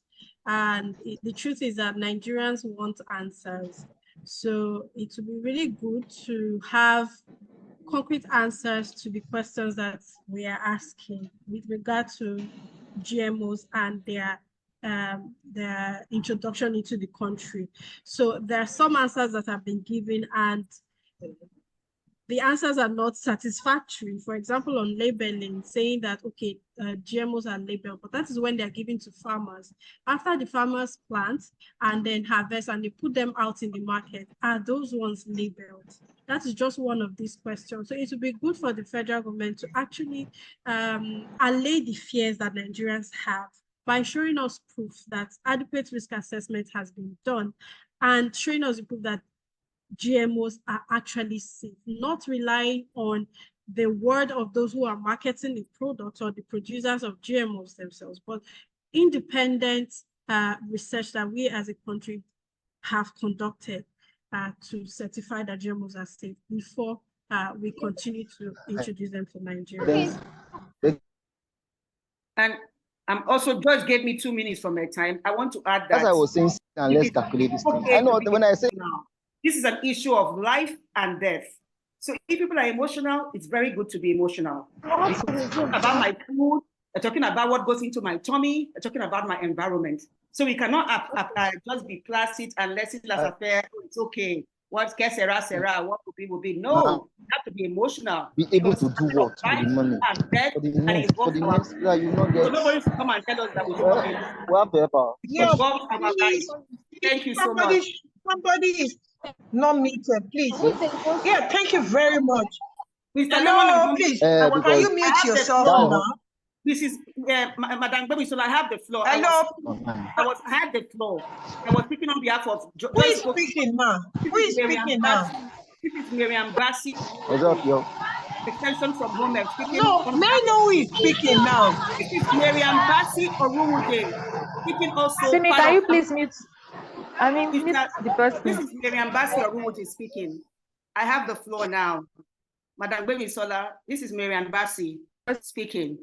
I am saying that I don't want to take time. It was a very interesting debate, and we could see from the argument where majority of people have said that they don't want GMOs. I also want to say something. Somebody said that we should not be emotional. Oh, my brother, we have to be emotional.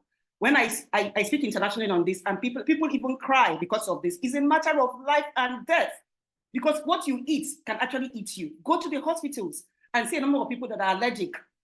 I recently came back from Cuba. I went to the hospital. They didn't give me medication. They gave me food. They said the medication is in the food. So you can understand why some of us are very emotional about these things. And I will keep being emotional because it's a matter of life and death. And there are other alternatives. And if you listen to this, you can do your GMO in the lab. Do research, but don't bring it to our environment, not in my tables, not in my tummy, not anywhere near me, because the environment is my life. And Thank you very much, Madam Miriam Bassi. Thank you. I know. Hello. Hi. Moderator, you never allow person finish. Moderator. Yeah, please. The time is fast spent. In fact, we can go on and on and on. Everybody has got their own stand. I'm telling you, if we continue, people will continue to say what they want to say, but we have to end. We have spent about 3 hours on this, and I know we are still very much passionate. And I really want to thank everybody with the way we have really gone about this. But please, I also want to appeal to all of us, even if we are very emotional, let us not attack each other. There has been a lot of attack on our speakers here. And I don't think it's right because they are our guests. And I want to be able to call them back any other time I want them to speak for us. Please, please, please, let us not attack people who are not sharing the same opinion with you. I know that people are so emotional about this. All of us are very emotional about this. We want good food. We want food that will keep us healthy. And I'm sure that whatever anybody is doing right here is just to make sure that we have that. So please, what has happened today has shown that we still need to dig deep. We need to understand the science behind GMO. We want to know more about it so that we can be sure that it is safe for all of us. We have had people who are against. We have had scientists who are also for it. All of you are scientists. I am just a lawyer. I'm trying to understand everything you have been saying so that even if I have to talk to people, I will be able to talk with a lot of knowledge. But the way we go about it, at times, I'm even a bit confused.